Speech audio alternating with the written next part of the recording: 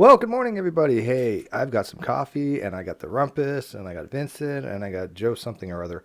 Um, no, I got Joe in here, and hey, I had a little get together last night, only about a half hour.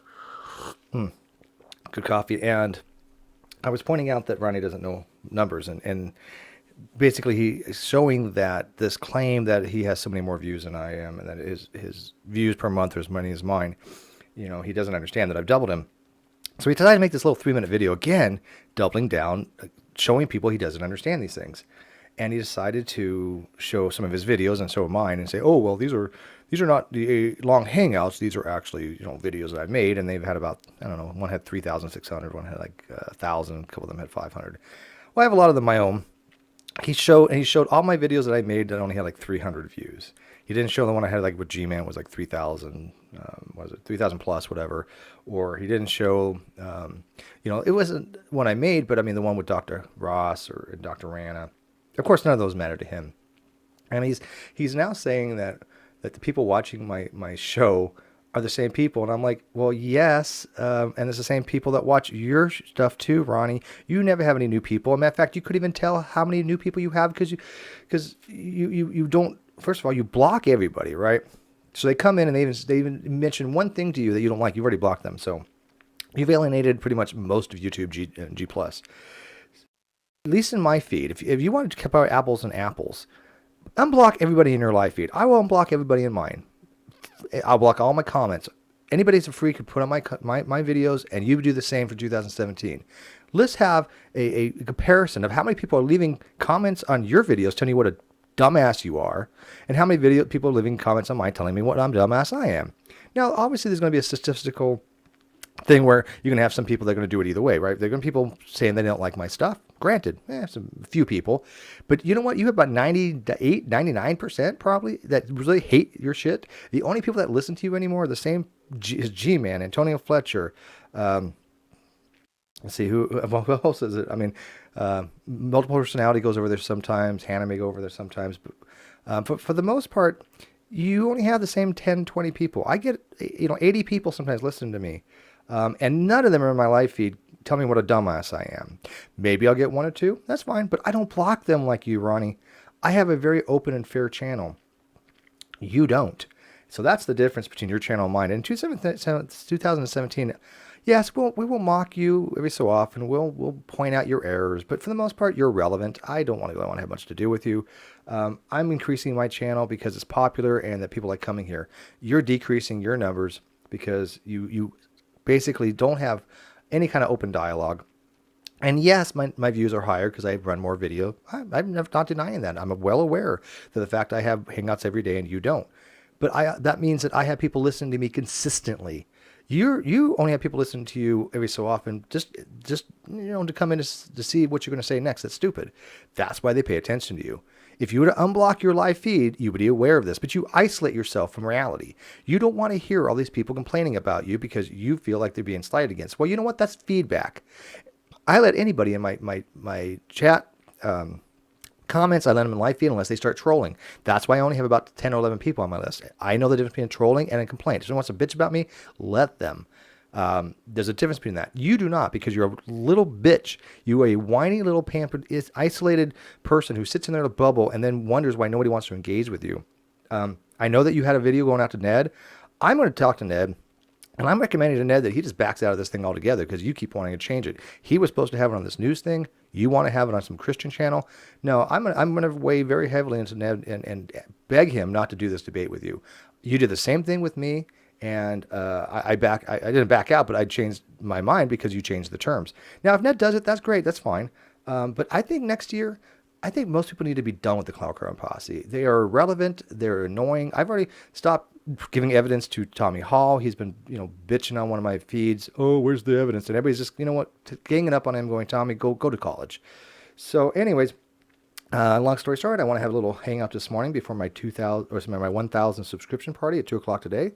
How are you guys doing? Good morning, by the way. Hola, ¿cómo está? Doing Ronnie, I just found out, is my biological father. So everything you just said I was going to tell you this, but I didn't know was if you out could. of line. I didn't know if you could handle the shock. That was the problem because I care about you, man. And I figured that you found out you were like related to him. I don't know how you would have taken it because I know you're in love with him, and I knew that you would realize it would be an incestuary relationship, and that bothered Mm. me because I was really hoping Oh. you two would end up together. I thought you'd make a really cute couple. Mm. You're prettier than he is, but whatever. No, I don't think I could ever meet his standards, though. If You you know, sniffed glue for a while, killed a few brain cells. look, I'm never going to be able to memorize the periodic table. It's just not going to happen. It's It, just not. It's beyond you, right? I don't It's think not. he knows what the periodic table even is. We've already had that discussion, right? I mean, when he was grilled, when I was even grilled, just really asked questions by Jade. He didn't know an S from a P orbital, He didn't know And what. he didn't understand orbitals, right? I mean, he literally doesn't Oh, understand. right, yeah. We've That's done right. Lewis dot structures and we've done Vesper. He doesn't understand what an orbital is. What he'll do is he'll go look. Oh, Steve mentioned the word orbital and hybridization. Let's go read up on it. Oh, I'm an expert on it now. Ronnie doesn't know about most of this stuff, and then he just goes looks it up and thinks he knows about it. So, Is there anything that Ronnie knows anything about that we, regard sort of the average? I mean, if we took a sort of average IQ or knowledge of people in the sort of the atheist side of this debate, is there anything that he knows we think as well as the average, not just the specialist, but the average knowledge that we might consider? So again, I don't know, look, the four of us here, I know him, throw in a Fiona and a JD and I think there's every single person, I think. I mean, obviously, he knows a couple of things, like he knows a cytochrome C, which possibly throw a couple of mains of JD and electron transport pathways and bits, I suppose. But I don't think there's anything you'd say he. I suppose there's someone if like he that. does, I'm average. I'm completely unaware of it. I know even Neffy, I know is probably okay at Yep. to Neff photography, can right? throw down on a couple things about geology. You know what? He probably knows. He probably has a good. I don't want to say good understanding, but he knows the jargon of geology pretty well. I will give him that. The thing is, there's a descriptive part of the science, and that just requires like memorization. It's hard to go beyond and show how you haven't just memorized it. So it's a little bit unfair to just say that Neff has memorized this stuff. So there have been times when I've been like impressed by what he said about geography. Of course, then he goes on to say that any of the what is it?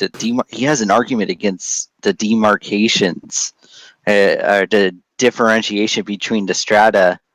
What does he say about that? It's really dumb. He says that only I don't listen to occurs him.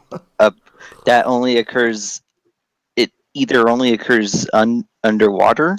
Yeah, I think yes, there is something like this. That strata. Yeah, there is something he says about What, like strata that's very silly, isn't hydro there? sorting or something? Something it's a bit weirder because I heard this the first time I started talking to Cliff because I couldn't figure out how to articulate the different ways strata can form while you have rock layers just hanging out underground. Because Neff was claiming, look, if you have all this stuff on top of all this other rock, how are you going to be able to get the strata forming? Like black and then a little bit of beige and then black some more, then like pebbles, that kind of stuff. How are you going to get that? And one of the ways that you can do that is once there's enough weight on certain materials, there's the pressure ultimately allows certain phenomenon that will change the color of that material. Like if you have pressure on certain types of rock, um, that kind of thing, if it's under a lot of pressure and under a lot of heat, uh, it will change. And that's how, even though you can just have rock randomly in the middle of the ground, you could still have strata layers form. And the problem is I never got to use that against Neff, and then I started running. Now I run conceptual arguments, which they can't handle whatsoever. So it's not really necessary for me to know those kinds of responses. Right. So yeah. So yes, if you can attempt to get them to they have in an argument where they have to use logic and inference, and they're obviously all in all sorts of trouble, and they can't Yeah. just parrot something. Then they Yeah, really are stuffed. I mean, you were asking what is it that I keep on I want to I want to continue calling him True Empiricism because I think he has an issue with his name being used, doesn't he? No. No? Okay, whatever. Sort. Maybe. I'm not sure. Perhaps slightly. Yeah, I'm down with saying True Empiricism. Anyways, one of the times that Han Solo and I were in a room, he was running the whole, do you know what this word means? Do you know what that word means? Do you know it, like, and of course Han Solo, he's a physicist. He's not going to know all these different biological terms. And like, I got kicked out for just simply asking him, dude, why would it be important that he knew what these terms mean? What would make it the case that his argument is incorrect given our understanding of these terms? And I just got kicked. Was Han Solo proposing some sort of argument about genetics or something on a subject he didn't know about, or I came in halfway. I think that he was trying to. I think he was just trying to point to consensus on an issue relating to a rather dense topic in biology. It didn't. He didn't mean to start out just going, "Hey, I'm just going to start talking about genetics" without reading into it. That's where Ronnie took the conversation because that's where Ronnie could do the he's got a little bit of expertise revolving around the electron transport chain and a little bit elsewhere, but he still manages to get it all so wrong. I mean, even when he talks about this, he goes on about cytochrome C, for instance, all the time, and then he goes and makes a complete cock up about the process in which he thinks that the bit where he thought the oxygens were donating electrons, which is basically oxygen oxidizing or being oxidized, and the amazing thing was that in the discussion afterwards, he then said how other people were going to be wrong and how wrong they were. And then he admitted that he was wrong a few days later than that. And apparently, according to Steve, he's now said that, in fact, it was Steve and ourselves who pointed out that the electrons don't donate, that oxygen doesn't donate electrons. So even on the areas which he sort of goes on about, and the telomeric sequences, when he got the sequence wrong, and starting in that video with Hangout with Ruhif, he couldn't identify what a telomeric sequence was. So even in the areas which he claims to have some sort of expertise, he has much less than. I mean, Steve doesn't claim to be a biologist, but Steve clearly knows far more about biology and genetics than he does. I mean, it's just incredible.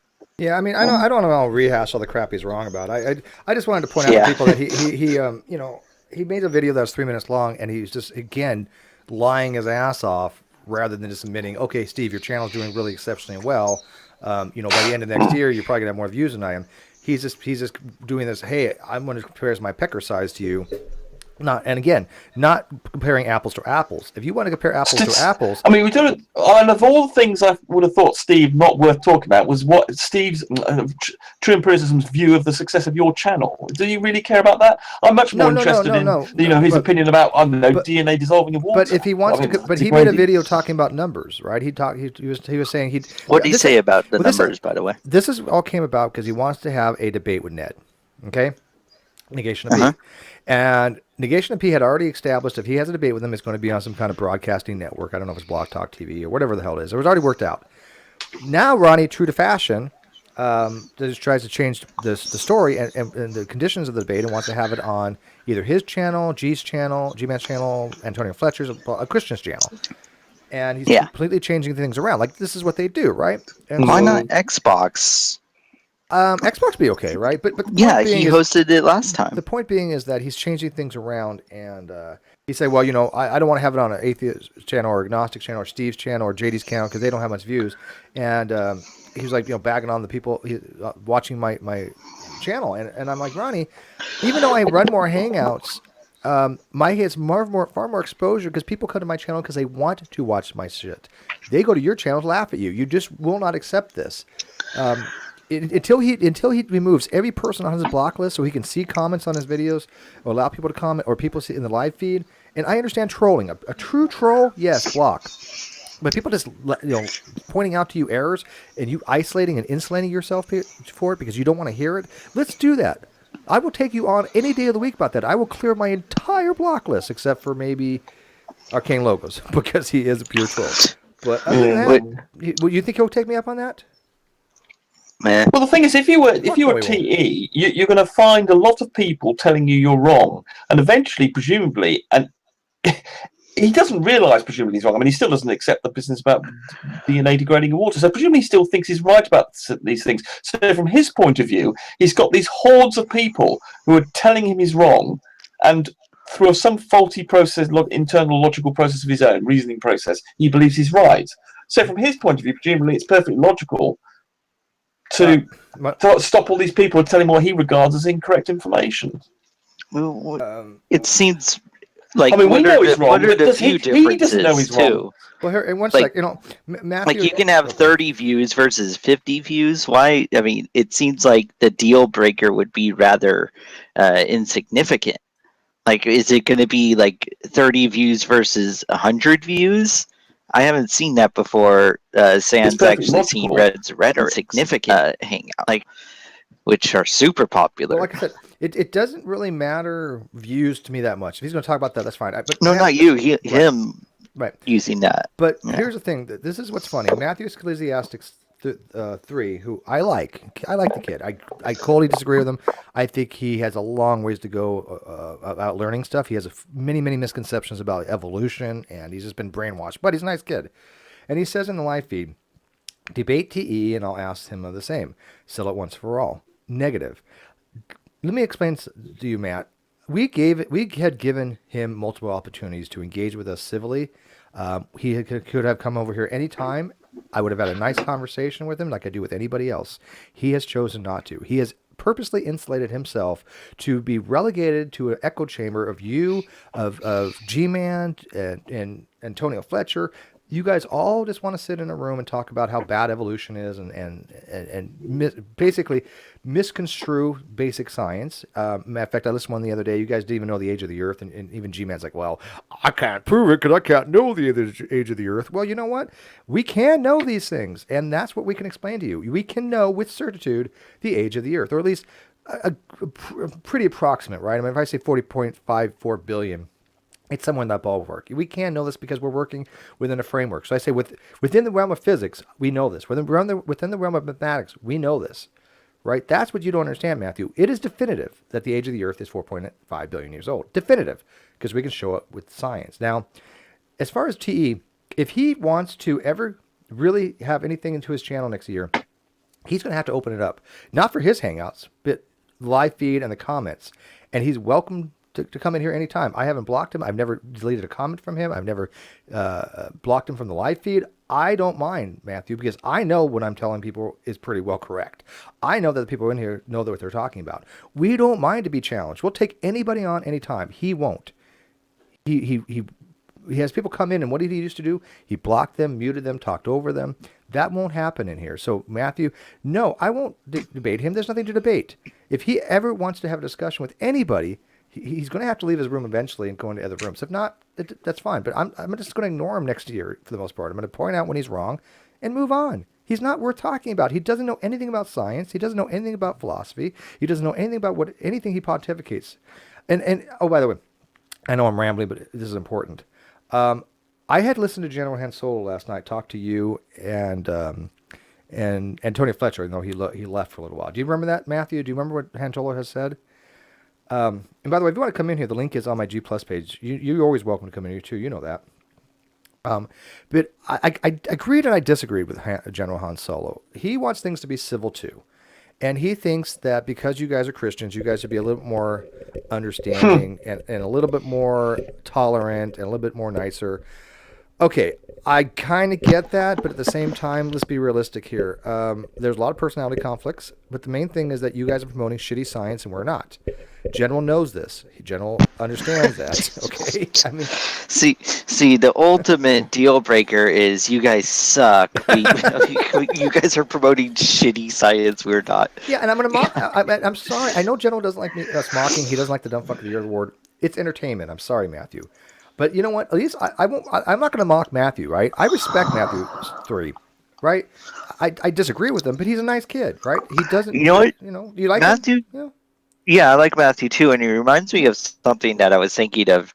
Like if I become more active in these rooms again, besides just going in and arguing against specific things, what I what I used to try and do is tell like theists, look, if you don't like going in there because you think it's just a bunch of raving atheists, because I like listening to debates, I like listening to arguments. I don't like listening to one person ramble on forever and ever, Steve. Um, I am cool with being I don't know, what would you call it, like a bouncer for the theists. Like if like I will say, hey, let him talk. Hey, you're over talking him, that kind of thing. Like an example of that, which I'll never be able to pull up because it was like over a year ago, is when Neff was arguing against Matt Yaster. Like, I mean, I was fine with like shouting down Neff so he wouldn't interrupt Matt Easter when he was arguing. So I think I can extend that out to theists who are, if you're uncomfortable coming into these kinds of rooms and you want to come in, if it's not to argue with me because I love arguing, then let me know and I'll try and do something about it. And this isn't because I'm like some sort of virtuous, awesome dude. It's because I like listening to people argue. I like listening to people debate. So I think that it would be interesting to have someone on the opposite side who allowing the opposite side to kind of come into the conversation. So any theist that offers available to you, like Matthew, if you came in here and you wanted to argue against everyone in here, and you're like, Joe, back me up. I mean, I won't support your arguments, but I'll tell them to be quiet so you can talk. And he might even help you with your arguments. I did Well, that with G-Man the other day. I wouldn't mind helping. Yeah, I'll help I mean, him. you saw the after show, right? G-Man could not articulate his argument properly, and so I'm like, you know what? I know what he's saying. Nobody else is understanding him. I speak G-Man a little bit. Let me reiterate his argument in a way that everybody understands. And he actually was like, yeah, the only person that actually seemed to even come close was Steve. So I'll even help a theist or anybody with an argument if I can. And if Matthew wants to come in here, Matthew will never be dogged. Nobody will ever talk shit about him. But actually, that's a good point, Steve. Sometimes that can be very useful when a theist, an inarticulate theist like TrueEmpiricism or G-Man, they're trying to articulate a thought. You can see they're trying to get something up. They can't quite articulate it properly, and it confuses the debate. So when you answer the point they actually make, it doesn't help because that's not the point they're really trying to make. What they articulate is different from what they're thinking. So if you can identify what they're thinking, as you say, and then articulate and deal with what they're thinking, that can be quite useful in cutting through the makes for a better conversation, doesn't it? Sorry? It makes for a better conversation, doesn't it? Absolutely, yeah. So if you can, and it means that because otherwise right? you're answering what they say, which doesn't really help them move the debate forward, because then they just repeat the same point because they're not able to articulate what they're thinking, and you've got to get to their thinking before you make something productive happen. And when I want to, I think that's a good point. What I want to do in 2017 is if people like Matthew or anybody else want to come in, I want it to be more of an educational thing for them. I want them to be able to come and say, you know what, I do want to learn about the evolutionary theory or whatever the hell they have a question about when it comes to science, and then we get the right person to kind of have a little explanation for them. I'm always willing to have my channel for that because I notice that when they get their explanations from people like G-Man, and G-Man says for over the entire year keeps saying stupid shit like, hey, we never see a dog produce a non-dog.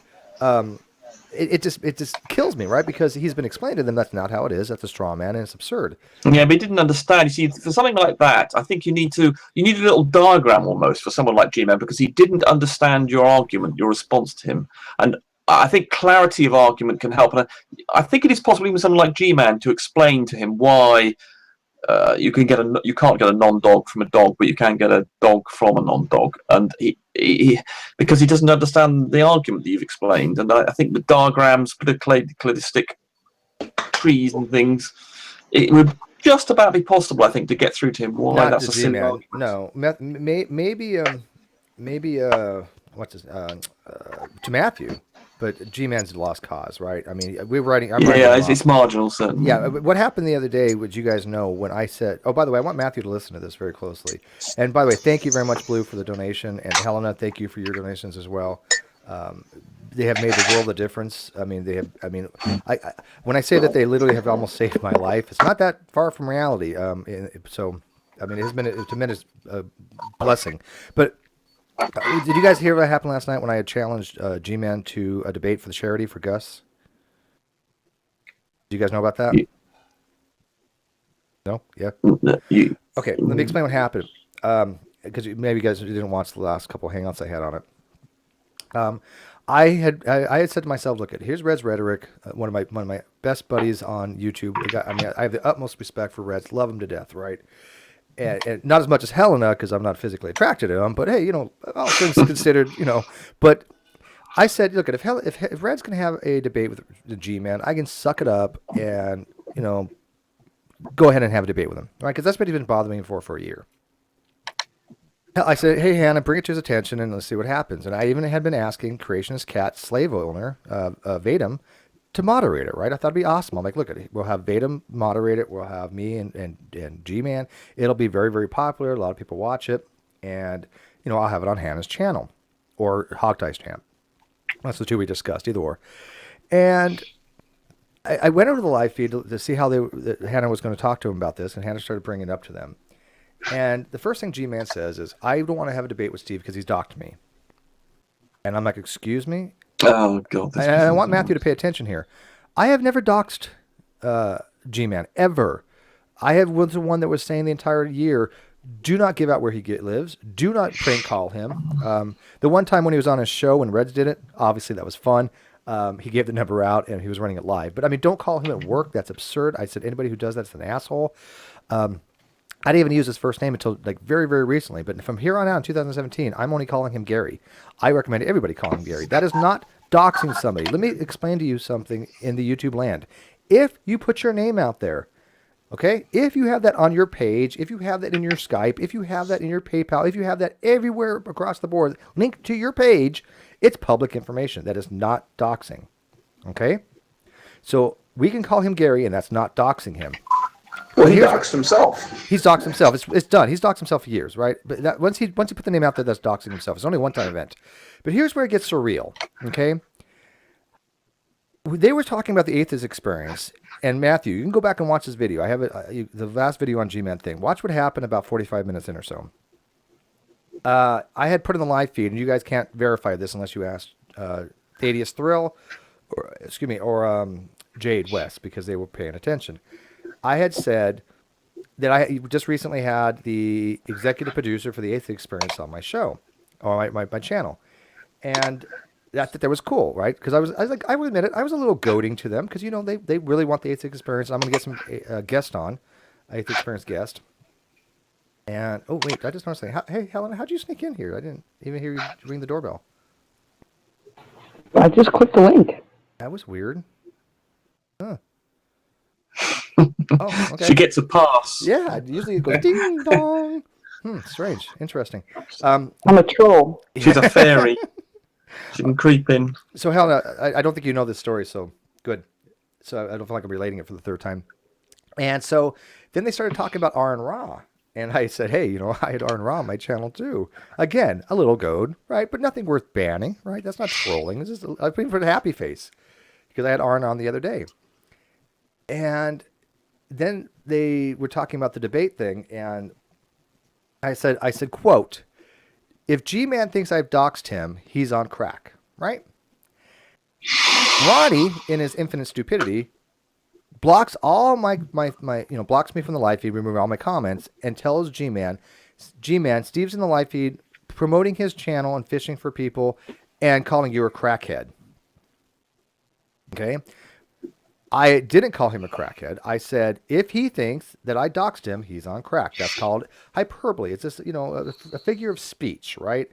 Matthew, Ecclesiastes 3. Go watch this because it's very. If you talk to Jade or anybody else that saw what happened, I did not call him a crackhead, and I was trying to do this for Gus.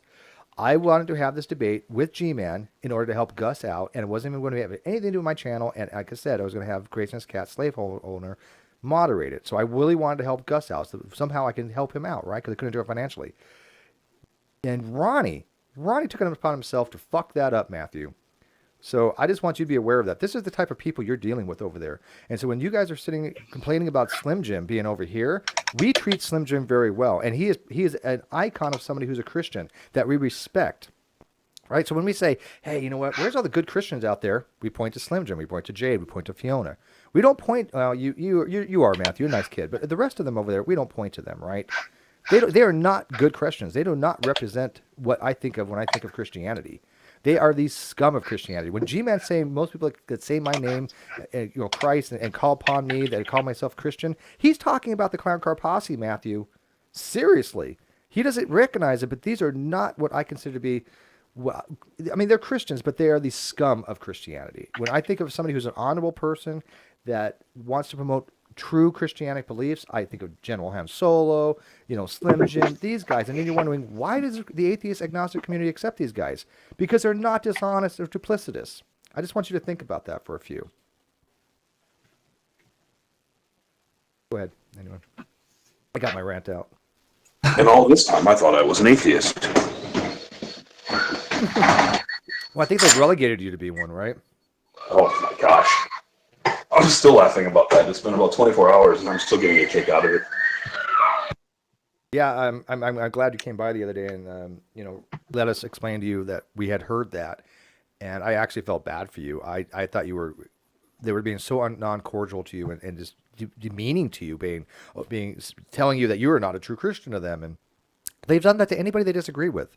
They don't understand that they're being left in the dust because they don't accept basic biological facts. They don't accept that evolution is a reality. They never will. They're going to be like the people 500 years from now that think the Earth was, the center of the universe or flat. They're done. There's no difference between them and the people that have been passed aside, except for we have flat earthers today. But I don't think Matthew's a flat earther. Please tell me he's not.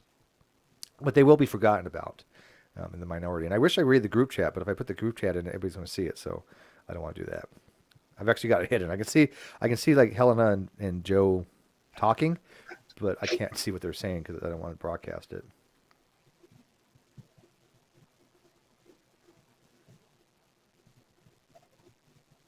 I think basically if you're a nice person, basically, even if you have horrible attitude, it's difficult. It's difficult, for instance, if the General Han Solo or other people, even if they got wrong, and not that I disagree with them about much of what they think, what they believe, but I did violently disagree with what I'm saying. It's quite difficult to be unpleasant to them when they're basically nice people. So that makes a big difference. If you're a nice person, you don't get hassled and abused, really. But if you're an unpleasant person like Ronnie and you've got unpleasant opinions, bloody hell. Yeah, I only get hassled by the CCP, right? I mean, the way G-Man and Ronnie talk about me and my channel, which is fine. I don't mind that, right? I'm a big boy. I have a very thick skin. But the reality is that at least I'm willing to take the jabs. If they want to ever have anything legitimate to go against me, by all means. I mean, I'm still waiting for this video for a year now about all the instances that I've lied about. I'll take one, actually. It's never has happened. There's nothing he has. So I like to reach out to people that I think are at least able to understand these things. I did with Wayne Fillmore. I'll do the Matthews, Ecclesiastes 3. You got to change that name, man. But I'll make the offer to anybody, including TrueEmpiricism. You clear your list of your block list, and everybody start from scratch. 2017.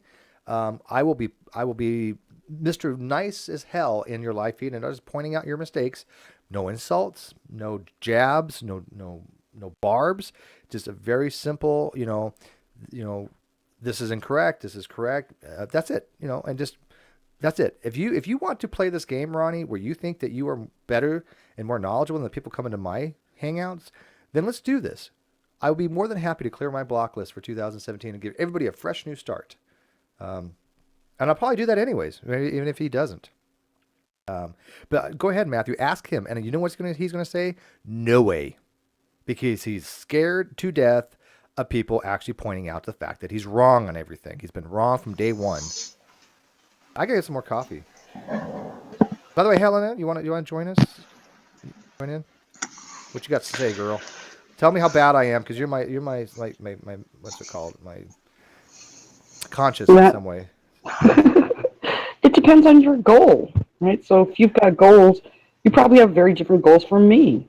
So you need a little wiggle room there, because you want to attract as many views as you can, including gossip type views. I just want to track hot chicks. That's ultimately the goal of doing all of this. That really is. That's why Einstein theory of relativity, Newton, classical mechanics. That's why Darwin for chicks. Darwin for chicks. That's actually going to be my motto for 2017. Can I steal that, Joe? Darwin for chicks. Yes, it's yours. Although I do have it tattooed across my chest. Chicks. And MS-13 underneath.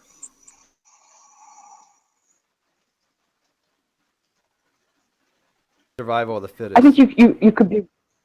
I think you could be more careful in your denials, maybe. So, like, if you're going to try to bridge both worlds, or be both drama and legit, then when you do drama-y things, you shouldn't maybe claim that you're being legit. And maybe that would that would be the only thing. I kind of differentiate the two a little bit. Hell, I mean, this has been all drama so far, Steve. This is not a legit hangout. What do you want? A legit. As soon as I invited Joe, I knew this was not going to be a legit hangout. Like this thing about I didn't call him a crack addict. I said he was acting like a crack addict. Well, I didn't. I mean, I'm fine with calling G a crackhead. That's no problem with that, right? And it's just the fact that that's a topic. Steve, did you say call him a crack? Well, no. The only reason I bring it up is because I'm serious. I really wanted to do this for Gus, and I kind of freaking pissed myself that they fucked it up. But if you want to do something good for Gus, we're gonna do something. Then don't go in a live chat and call people crack addicts, right? Well, I didn't say he was a crack addict. That's the whole point. No, well, you said, if you think this, then you're a crack addict, and now you're all pretending. I said you're on crack. Okay, on semantics, crack. But it's true. And then you're up in arms when someone goes and PMs, oh, somebody's calling you a crack addict.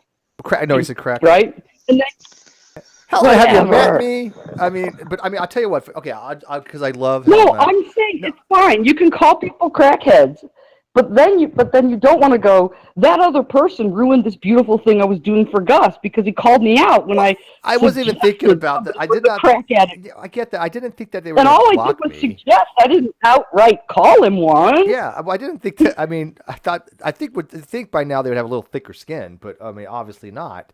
But that's a fair point. But I would again, I give them too much credit, right? Matter of fact, if Matthew even knew how much times I actually played devil's advocate and gave them most charitable, interpretation of their arguments, he probably would be surprised. I've actually been the one that actually said, okay, let me try to figure out what true means by this, or G-man, and been very, very charitable. You all know this. But there's eventually a point you go, yeah, I have no idea. So I'll just, if you want, like, my take, that would just be my take, is keep them separated as much as you can. Or if you're going to mingle them, don't pretend you're not. No, I get that. I mean, like, for example, I think after the dumb fuck of the year's over, that'll all kind of tone down. Well, actually, you know what? I'm going to take that back. I think we're going to we'll brag about that for a while if Ronnie wins. Ronnie doesn't think that he doesn't understand why we have this contest. It's nothing personal to him. It's nothing like we are picking on him. It's just because of the things he says. He is wrong across the board. I mean, if somebody says I 1 + 1 He equals says 3, across the board all the time.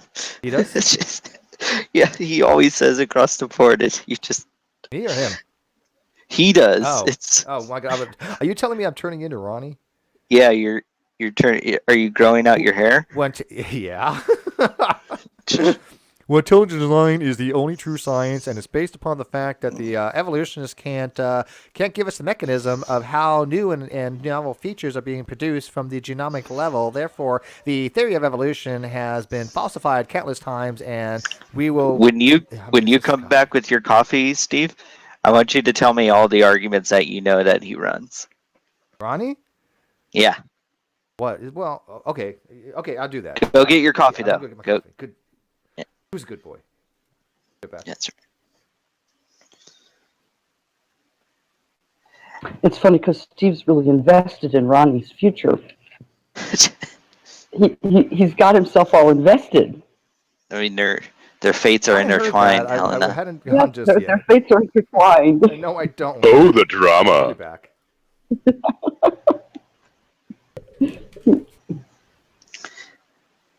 Yeah, yeah. I was when I went back and watched the video. I mean, I was still super frustrated about what occurred in that hangout, Helena, the Ross and Fuzz hangout.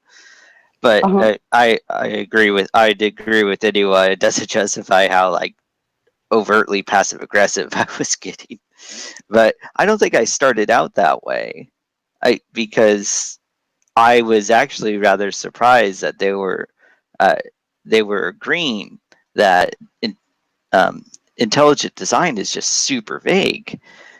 It would be You would be actually positing a more substantial like explanation by positing the god of theism, because that god is often assigned attributes, and whereas a intelligent designer is intelligent, but that doesn't allow us to say anything meaningful.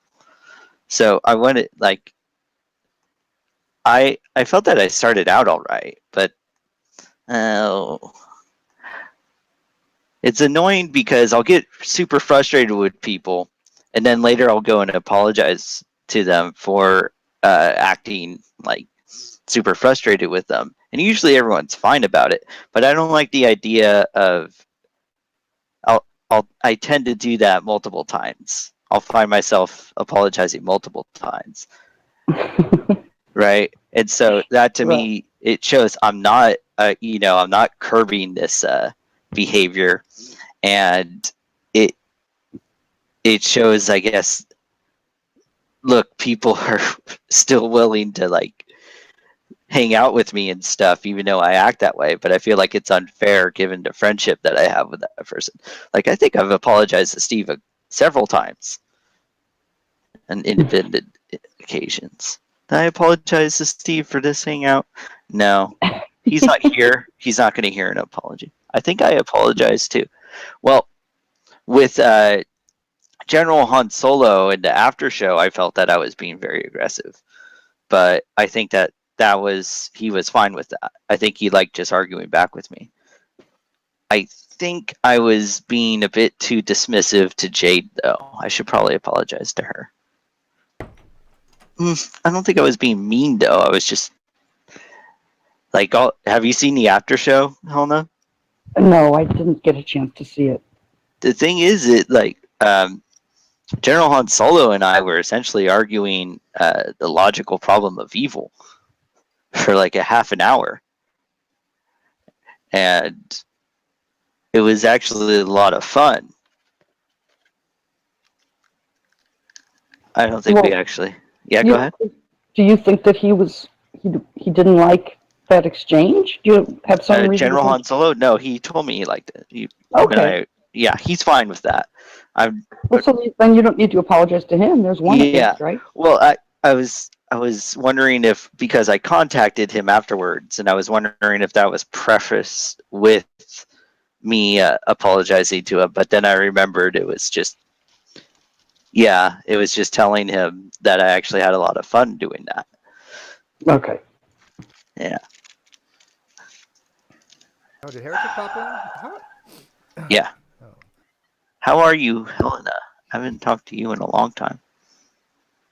I'm okay. Things are just kind of crazy right now. So I don't get a chance to go on as much as I'd like. Well, that's too bad. You know what I just realized?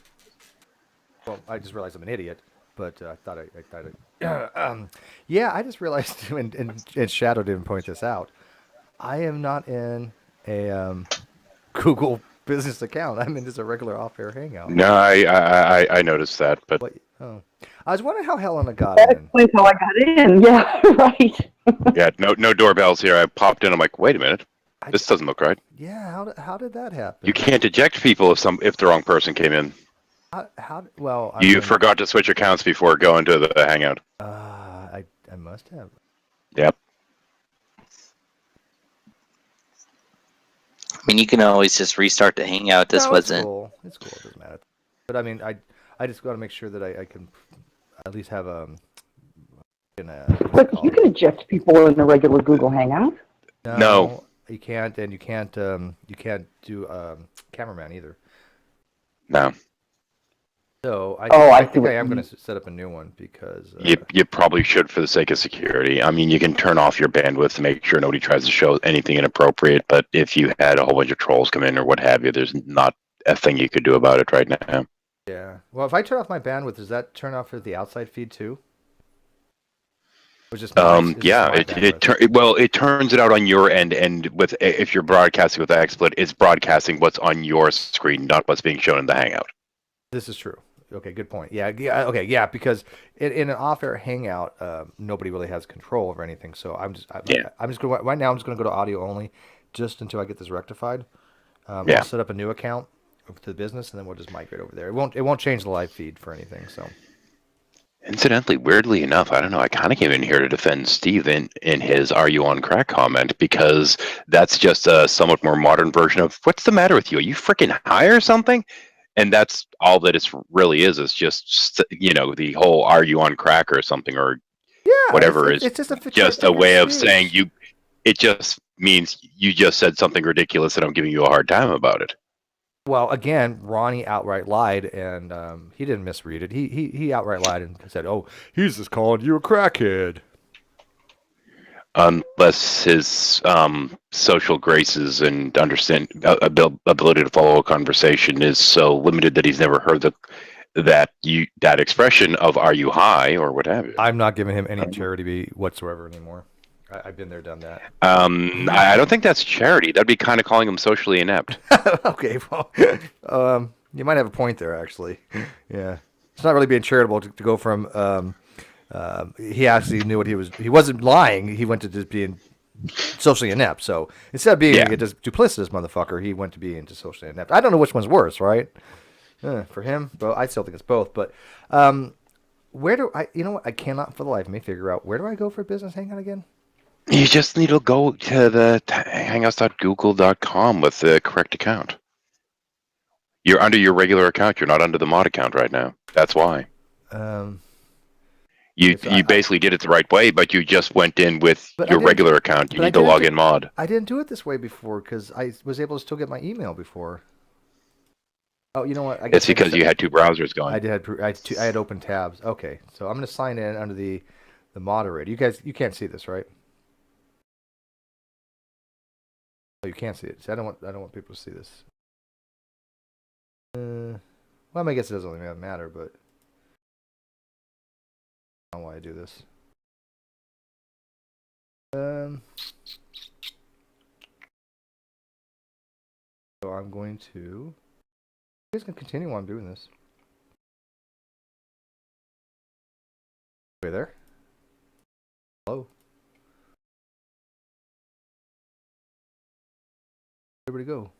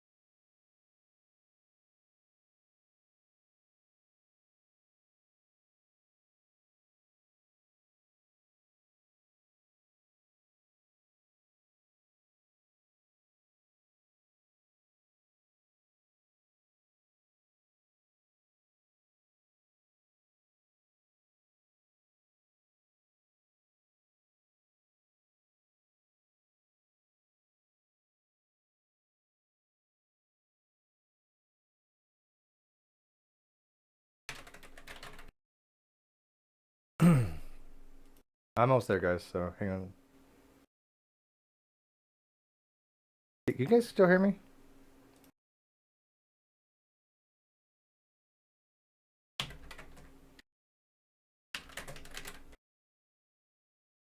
Ah, technical shit. All right, there, I posted it.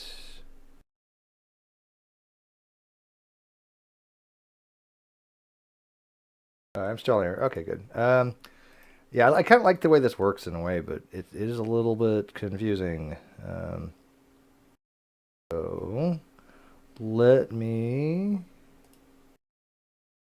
the hell's my hangout now?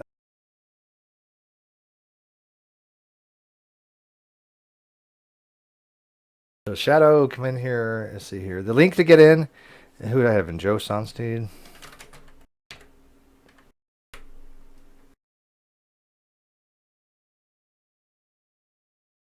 Wow. Shadow. Brenda. You know what? Damn it. I am not on the other account, so it's not going to find people very easily. So let me get at least them in here. I want to get rid of this. I want to get rid of that. I need to get rid of that. And this will be the one I actually... Yeah, I have to run 2 browsers. That's why. All right, the link is posted on the G Plus page again. So can you guys go find it and come on in, please? Oops.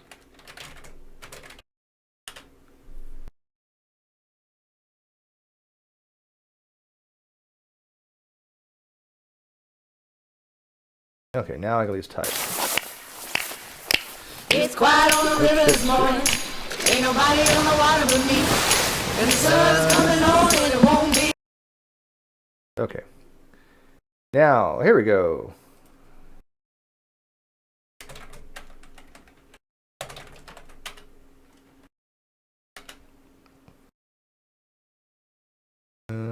I'm gonna have to.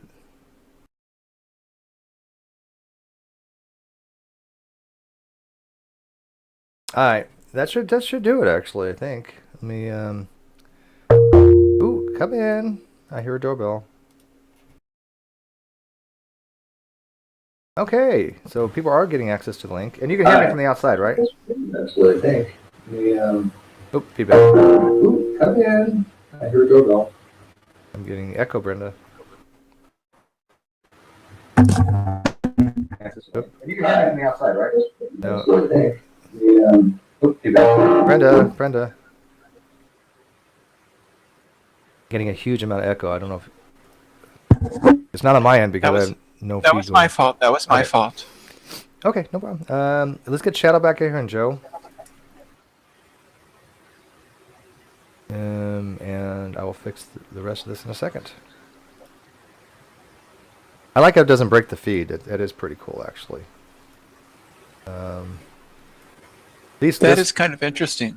Isn't it? At least this way, I can just jump from one hangout to another. Helena, hand, baskets. No, see, it doesn't find her in this. God damn it. Yeah, you guys are going to have to, like, actually go to the G+, but unfortunately, they're not listening to the feed to know that, so, yeah. That's going to be the problem. I guess I can go to the Google Plus and just invite them that way, right? And just give them a link. Sure.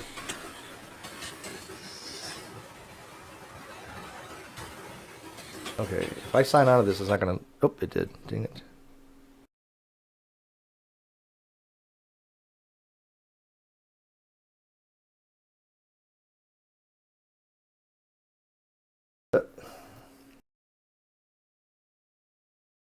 Oh, that was brilliant. Sorry about that.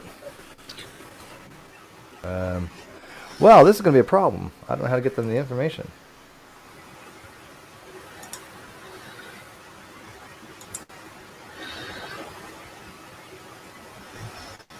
I haven't quite figured it out yet. I mean, I'm working on it still, but...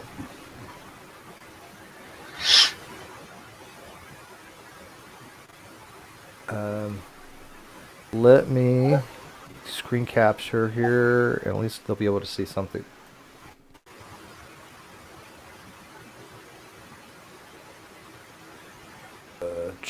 No, that's not what screen capture I want.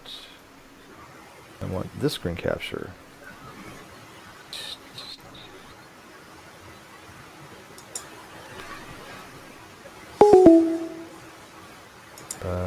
Screen capture. There we go. Now you guys on the outside can see what's going on.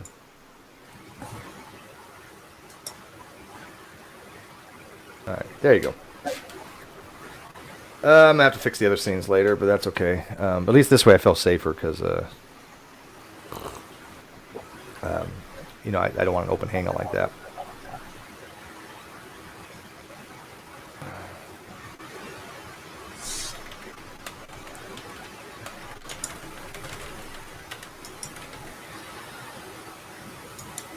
I can't put the link in the live feed, guys. Oops, because it's too big, or it just doesn't work.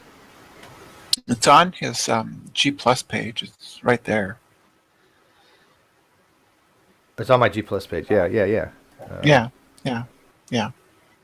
I think I put the right link on there, didn't I? That's what I clicked on. Okay. Yeah, then it worked. Matthew, are you leaving, Matthew?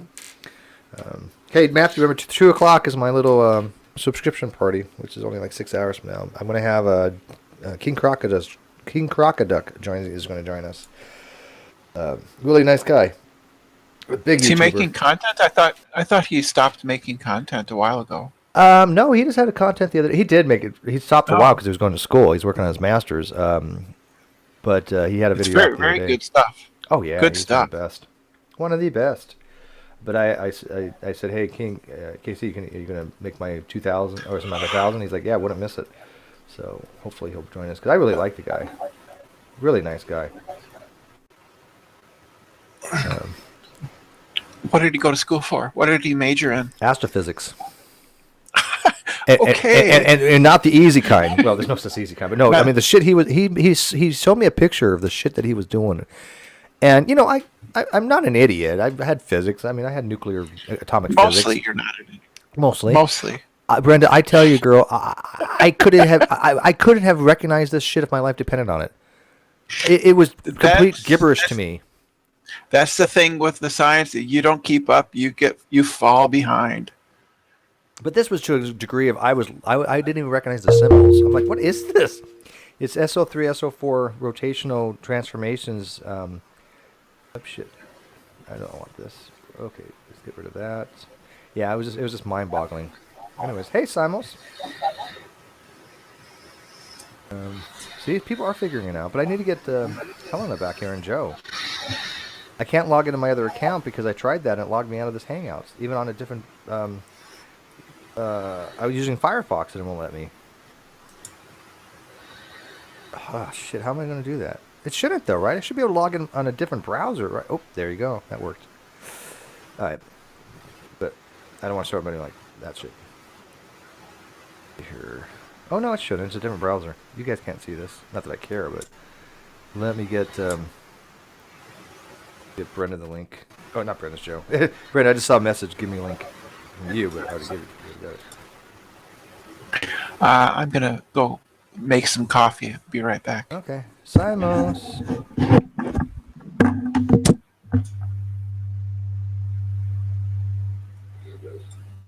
Hello, can you hear me? Yes, I'm sir. gonna make some coffee. Be right back. Except you got a feedback. Oh, you got an echo. Hello, can you hear me? I have to give out the link in a very old-fashioned way. Wow. Simos, dude. I think you're watching. I think it's Brenda. Oh, is she? I think it's Brenda. Right. I've just muted her and it's gone away. So There you go. I'm pretty sure it is. Tony Hooper says he'll come by in a little while.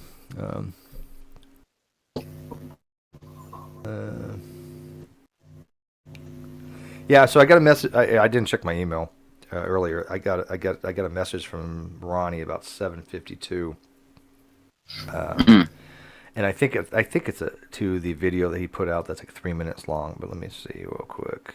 God dang it! Watched it. Did you watch it? But I did see the one with G-Man and No. what's his name? The two Ronnies. No. There's some- There we go. Oh, yeah. That's it. So this is called, I love this, guys. Steve's Irrelevance, an atheist non-believer. Not the same thing, Ronnie. You don't understand this, but just because You're somebody's a not an non-believer atheist, doesn't... No, because he's an idiot. Oh, He thinks that any non-believer is an atheist. He doesn't understand there's a distinction in the non-believing camp, the non-theist. You can be an atheist, you can be agnostic, you could be a skepticist, you could be a ichtheist, you could be a pantheist. He's not smart enough to understand this, so he just labels anybody a non-believer as an atheist. Now he did put it in quotes, so maybe he meant hyperbole there. I don't know. Again, not giving him any benefit of the doubt anymore. And he says, whatever, cries over a few views. No, Ronnie, I don't give a shit about the views. This is what he doesn't understand. But if he's going to sit there and say that his channel is so much more popular than mine, he needs to back that shit up. And numbers don't lie. He only gets a fraction he could of the be views I using get. Dillahunty's definition Of what? of atheism. atheist. Dillahunty's definition of atheism. Right. Everyone doesn't specifically believe in a god is an atheist. Right, but If you know, he's using as that much, definition. as much as I love Dillahunty, he's absolutely wrong on that. I don't agree with him. But anyways, but Ronnie is going to talk about the channels. That's what I'm talking about. I'm saying, Ronnie, the people come to my channel and watch my stuff, and they like it. The people that go to your stuff do so because of lulls. And again, I give you my word right now, everybody. I will wipe my entire list of trolls. I even go as far as saying Arcane Logos. I will wipe him as well. I will get everybody a fresh start in 2017. I concur, Steve. I mean, I don't come here for the lulz. Incidentally, I just wanted to to. chat. That's right. Right, and you like having things like what So Stizer I like. don't come here to have fun, Steve. I'm just telling you that now. You don't like fun. Well, You're Steve, a very I boring just- person. What? Steve, I just wanted to point out right quick, if you go in on the YouTube side and change the link in the description there, it'll be live whenever anyone else joins the video or if they refresh. The video description. I already did. Yeah. Okay. Yeah, I did. Didn't know change if you the had or video not. description. Yeah, Cool. I did it because it was. I noticed there was continuation from the last one. I've called it True to His Nature. True Empiricism doubles down on being wrong.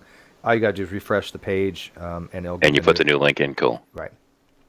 So, but anyway, so you know, what he's saying is that he thinks my channels are relevant.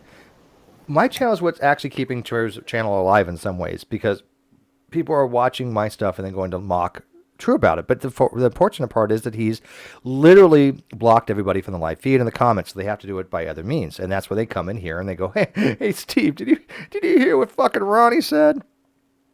So I don't need his channel. He actually kind of needs mine at this point. So that's the way I'm looking at it. Maybe I'm wrong. Maybe I'm right. But the reality is that he has to come to terms and face the facts that the overwhelming amount, and this is including theists too, people don't really go to his channel to learn anything or to watch it for anything but the lulz. And he won't take everybody off his block list. He doesn't have the testicular fortitude to do that. I will allow anybody again to come back to my live feed if they mention. I can't. Okay, the problem is I can delete my block list, but the live feed block list, I have to go to the individual person's thing to do it. It doesn't give me a way to do that. So if you are blocked from the live feed and you listen to this, let me know. I will go to your page and manually unblock you because I don't know who is and who isn't. There's no way to do that. The control panel for the Creator Studio only shows me the people that can't leave comments. But those I will take off. Okay, does that sound fair? But like I said, I'm not too concerned about it. I will give everybody a new chance for the 2017. Hey Paul, how are you? I'm good. I'm early to the party, I guess. This is the pre-party. Yeah, It's like that's cool. I was actually just, since you're testing, I figured I'd test and see if I can get in. Yeah. I was going to. You guys want to hear my opener? Well, should I save it for the show? Yeah. Save it. Save it. What time are you doing? I'm testing. What time is the real party? 2:00. 2:00 Central. 2:00 Pacific. Pacific. Okay. So it's 4 o'clock your time. But I got to ask you. I had heard. Actually, I've seen it. I see the tweet. So Eric Hovind wants to have a debate with you. How do you get notice your video? I don't think I sent it to him. Did I?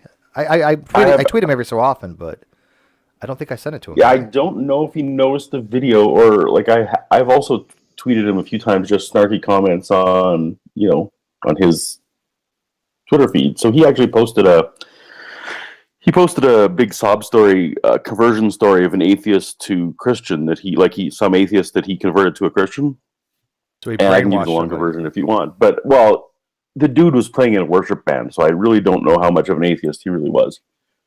But at the end, it was a beg for year-end pledges because churches all do that right around now. Everyone tries to get their year-end receipts in. Anyway, there was a big typo at the end of his video which said, if you want to hear stores like this, give. And he missed the I in stories. And that was, I had to screenshot that and like money on the mind, Eric. Anyway, that was the thread that he ended up starting talking to me in. But he's clearly seen the videos based on the conversation. So I don't know if I have you to blame for it or myself to blame. But well, do this. Like I said, Did you get my thing on Facebook? I did. I mean, again, I am nobody to take advice from. I assure you, but from past experience with the interactions we've had with Eric in the past, I can tell you right now, if you have a debate with him or discussion, avoid, like the plague, the presuppositional bullshit. Right. Yeah. No, I've seen Thunderfoot and other people, try and deal with him on that front, and Last time I don't know. Go ahead. Yeah. So I don't know if he's going to accept. I don't know if he wants to debate, if he wants to do a man-to-man chat, if he's worried about my channel. Like I don't know where this is going to go, but I have Christmas a week late, so I'm heading out in the morning. So I told him it has to be in January, and he seems okay with that. So, well, like I said, last time we had talked to him, we started off with the biology, and then all of a sudden JD Kane came in and wanted to keep running with the precept, and everybody was like, "No, JD, stop!" But of course, JD Kane is like a pit bull with a bone, right? So even Jade was telling him to shut up. It was funny. You never seen Jade yell like I've seen Jade West yell like with JD. She was just like, "Fucking shut up, JD." It was classic. But anyways. If you have this, I mean, would you have it on your channel as a debate, or? I don't know what he would like. I mean, if he, that may not be neutral ground enough for him. So I'm definitely. I would love to host it. I mean, he knows. Yeah. I mean, he may not remember me, but he definitely. I've interacted with him before. You can go back and watch the video with interaction. So I mean, I would just love to host it. I don't want to mod that much because I would just want to see you two have at it, but. You're I'd be thrilled. Just much like the snowman in the Christmas Carol. You can do the job if you're in town. It's. I would make it a priority. In fact, what I could actually do is see if somebody wants to simulcast it to Casey's channel or to Christopher Hitslap's channel. Absolutely. I mean, what I'd really love to. I mean, my thing I hate with him is that I know that he knows he's lying, and that's like. I don't know how to get a debate topic that lets me get to that heart of the matter, because that's what drives me the most. Well, did you hear Arn the other day on that? Arn's like, yeah, I mean, you talked to Eric, and he knows he's lying. He even told Arn, yeah, we kind of need each other, kind of thing, blah blah blah. And Arn's like, no, he's like, you're lying through your teeth. You know you are. You do this just for the fucking money. He wants to have like a partnership with people, kind of thing. Going, yeah, we need you guys to attack us so we can claim, persecution. We can claim, religious intolerance. They love this shit, and it. Well, I was on that chat with you, and I mean, my next video is actually on. I don't necessarily want to let everyone know what my next video is, but in a way, like he's got a big project coming up that I don't have access to, and in a way, I was. Is he gonna like offer me to come down to Pensacola to like debunk his new project because that's better for him somehow? Like that's not outside the realm of possibility of what this is regarding. Like some kind of sleazy. Oh, he thinks you want to actually do it like in Florida. I don't know. Like, well, yeah. Well, I doubt it. He does a next- lot of these hangout things. So, but you know, No, I think he wants to do a phone call, but in a way, like I wondered, in a way, if it was a man-to-man discussion, if I threw out there, "Hey, man, bring me down to Pensacola, or let me come down on my own dime, for the benefit of my channel to cover your sleazy new thing that you're doing," he might let me. Like, I don't know. maybe. It's he's a. I just have to remember my whole channel is dedicated to his dishonesty. So whatever I get myself into, I need to protect myself. Yeah, you are. I mean, you are how should I say it? Targeted. You're pinpoint targeting on Eric Hovind himself, right? And Kent too, to somewhat, but mostly Eric, right? I imagine. Yeah, mostly Eric, especially as the videos go on here. So right. So anybody who's not familiar with Apologia yet, I'm going to take his page again, put it in the live feed. Please go sub to him. He's got about 4 videos, I think, out so far. 4 so far, 5th next week, and I'd love to get to 200 subs by the end of the year, which is only 6 away. I'll get you to 200 subs by the end of next month. Are you kidding me? Seriously? You don't even want 200 subs? Well, that's what. End of the year means tomorrow. Oh, end of the year. Oh, you want to get 200 by 2 days? Well, that's only 6. I'm only 6 away. Oh, okay. We already got you up to 2. I was like, shit. I was gonna say. I mean, we'll get you that easy. I thought you were still at like 100 or something. No. I just need 6 more. Oh, weren't you at like 162 or something the other day? I think that I was. My new video has done really well somehow. Okay. Well, so I must be in some good search terms. Well, we've been promoting it. Which, oh, by the way, what you should do on your videos, put it to stumble upon. Have you used that yet? I have not. Okay. I'll tell you in a second. So let me get this out there for you guys. I'm gonna have a thing for you, Paul, tomorrow on my 200 not tomorrow, today, 2:00. Anybody that wants to come in the room has to subscribe to you first. Perfect. Is that cool? Even KC. Even KC, especially KC. Yeah, make him subscribe. All right, so yeah, I know I'll have him do that. He knows. I mean, he's seen your stuff. He knows you, right? You've talked to him. Has he? Okay. Did you? I talked to a buddy of his. So I don't. I'm still one removed. Okay. Well, he'll be there at 2:00, but I'll definitely do it. So in the live feed there, if you have not got Paul's subscription yet, please sub to him. We'll get him to 500 subs in a couple months, easily, I think. But so what you want to do in the stumble upon, this is how you do this, Paul. Go to your video, and by the way, I don't know if I should ask this in live, but I mean, are you monetized? Not yet. Okay. Do you plan to? I'm deliberately not. Okay. I plan to, but this is not the first channel I've launched, and I just kind of like growing it without the monetization. Okay. So you know the process of monetization is not easy, right? You know it's a kind of a. I know it's a pain in the ass. It's a pain in the ass. But what you want to do, and I was going to say, do this through videos, your creative studio, because you don't want to watch your own ads, right? Because you do that, you'll get flagged. Correct. Right. I mean, occasionally once or twice, it's not going to do anything because they do take that into account. I've watched mine 1 or 2 only because it happens, right? Nothing ever happened. Absolutely. Yeah. So what you want to do though, is you want to go to your video and there's something to share, right? And you hit that share. When you hit share, it'll come up with all these different icons as you've seen before. Mm-hmm. Most people ignore them, but these are critical to actually get people to your channel. This is how I did it and basically doubled my shit. Excuse me. Go to the one that says stumble upon, and what you can do is you can upload it. Just stumble upon, give the name of the thing. I put atheist agnostic or evolution or whatever the header is. And what that does is when people search on stumble upon for that term, it just gives them some random video or some random thing. That's why it's called stumble upon. And then when you look at your vidIQ, it shows you how many people have been redirected to your channel by that. And so some of my videos will have like 64, 100, whatever. It's not an exceptional amount, but it will add up over time, right? I mean, 64 people that didn't see it now seen it. That's great. And then you don't want to do Reddit, but other people can do Reddit for you. But you also want to think about doing Tumblr, blog it, but it helps. So yeah, that's cool. I want my next one. Somehow I want to get the attention of Friendly Atheist on my next one. I feel like it's right up his alley. So we'll see how Who? Hemant Mehta. Do you know him? What's his name? Friendly atheist. Friendly atheist Hammett Meta. I don't know. Oh, he's well. I really appreciate his channel. He's a pretty big guy on free thought blogs. Is he? Yeah. Anyway, he loves to debunk the Ark Encounter and stuff. So my next one is kind of along that alley. The Ark Encounter.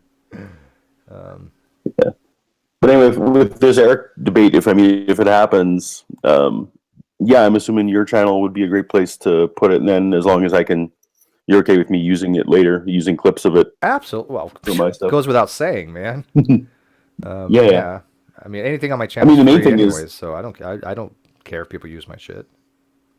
He so dishonestly edits that I really want to make sure that if I can sneak in here for 1 second though, because you said a while ago, before we go like an hour past the mention of it, I want to just sneak it in there. So Hoban claimed that he converted an atheist. I'm making coffee while you're doing that. Okay, when he makes a claim like that, what you have to keep in mind is how he defines atheists. Now, if you're a Catholic, you're an atheist. If you're Jehovah's Witness, you're an atheist. If you're Mormon, you're an atheist. If you're Baptist but not born again, you're an atheist. If you get the idea. I think I can stop at that point.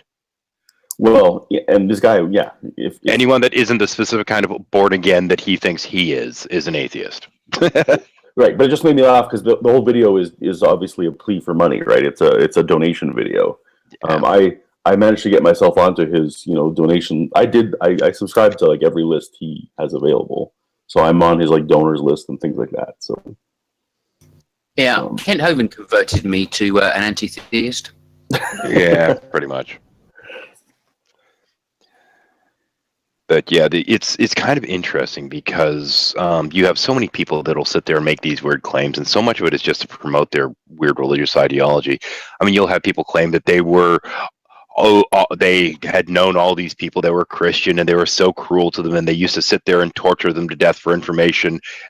Wait a minute, I'm talking about Paul from the. Never mind. Which makes me, of course, wonder. I mean, that's the thing. Yeah, I mean, you get into quote Saul, Paul, whatever, from the author of most of the New Testament, and the crap that he's talking about is the same kind of shit we hear from so many evangelists these days. That I was such a wretched sinner, and I was this and that, and it just sounds like same old hack. But for some reason, they don't apply that to him. Yeah. No, now you got me. Like my problem with Paul is always obviously that. No one else ever saw what he saw, so he's just making shit up. But more than that, I mean, it strikes me as kind of like he was the charismatic evangelist, so to speak, that came in and took over the movement. You've given me a whole new light to think about him in, man. That is interesting. I mean, if you look at the message of the Jesus character versus the message of Paul, I think they're very inconsistent with each other. Totally. Jesus did not care what color, how long your hair was, and whether you're snipped or unsnipped or any of that. He didn't seem to care where you stuck your dick either. I mean, there was no mention of homosexuality. That seemed to be Paul's hang-up. And even the reference that he does give, if you actually look at it in the Koine Greek, he's talking about temple prostitution anyway. Mm-hmm. And the fact that Paul didn't write most of those letters anyway, so.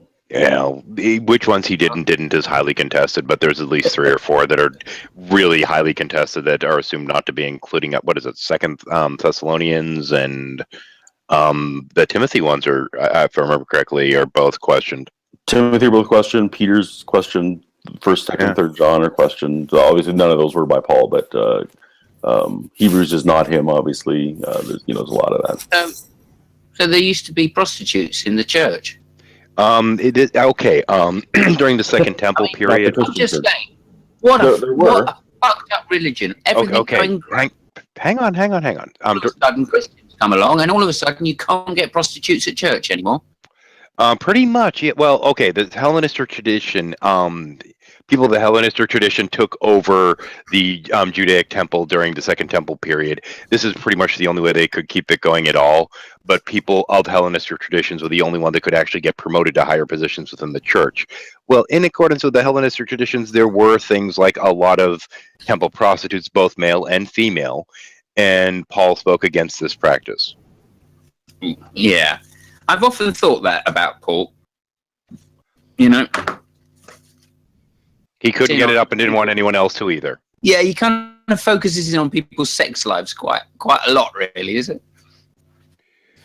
Well, if he was legitimately a member of the Sanhedrin or not, which I'm a little bit skeptical of that, but if he was from the background that they claim, then he would have had all the classical Jewish hang-ups pertaining to sex, in that, it's supposed to be very specific, a certain way, only for reproduction, and only to try to further the tribe, yada, yada, yada. He would have had all those biases in there.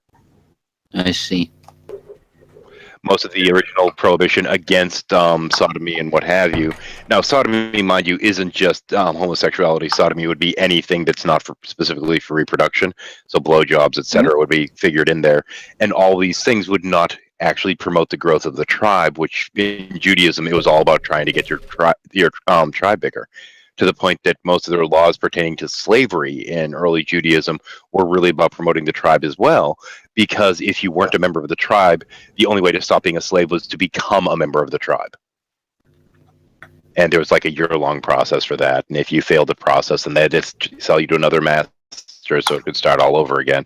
It was really about trying to grow the tribe. This is why the women that had not been with men were, like they were treated a little bit differently, and when everyone else was being murdered.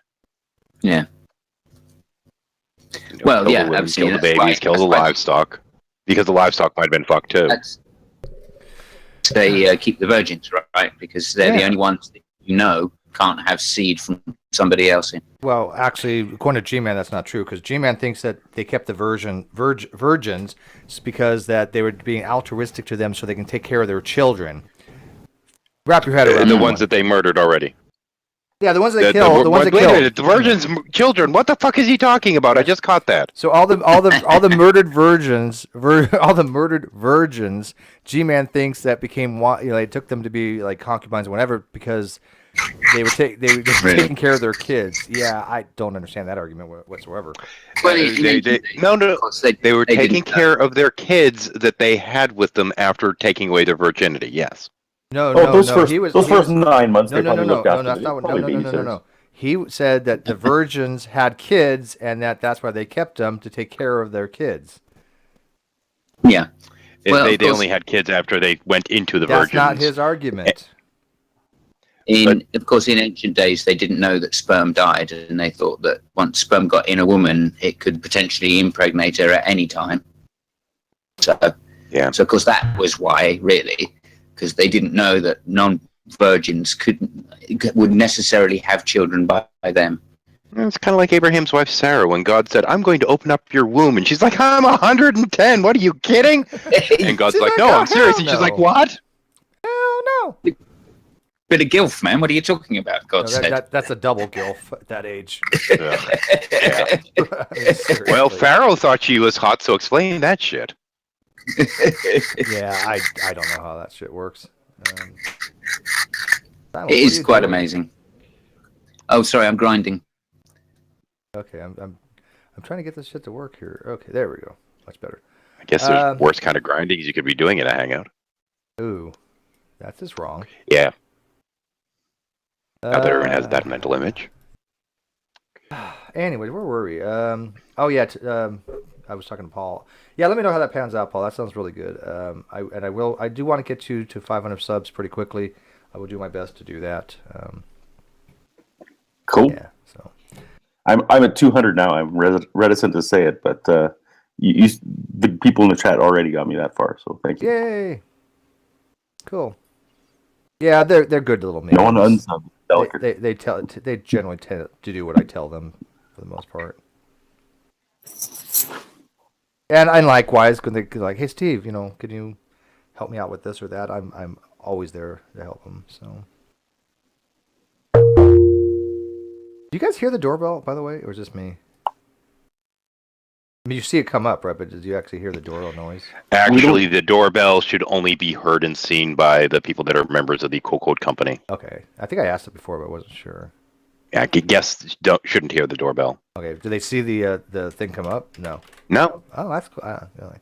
No, I did on the live feed yesterday. That 9-hour thing you did, there was doorbells. Yeah, you'll see them on the feed and hear them on the feed, but the participants shouldn't hear them. Oh yeah, because it's playing my feed, right? So they're going to see it on my feed because I'm streaming from my whatever I see, they see. Except for the only well, Yep. not true. If I open another browser, you guys don't see the other browser. Which is cool. No, because you don't have that one selected under XSplit. Right. So like right now, I'm under Firefox just to see my mail and the live feed, and you guys don't see that, so that's cool. Right, but the general public sees who you reject. Yep, and that's fun. If you have the center window selected, if you don't have that center bit of the window where it pops up selected, they won't see who it is. But anyways, it's always kind of fun seeing, Matt Bell coming up and watching the person go, nope, rejected. I had that happen with Brojo the other day. 3 times he tried coming in. Joseph I. McLean, and he came up with 3 different counts, and actually it did pop up and said, "It looks like a lot of people trying to get in. Do you want to lock the room?" And I was like, "No, it's just him." But he didn't try again. But anyways, Christina, you working today? I just got home from work and then breakfast with a couple other nurses, so had to finish our gift exchanges. So I haven't been to bed yet. Oh, well, you need to get a nap because you want to be there sometime during my party at 2. It's only 5 hours from now. What are you doing later? My 1K subscription party.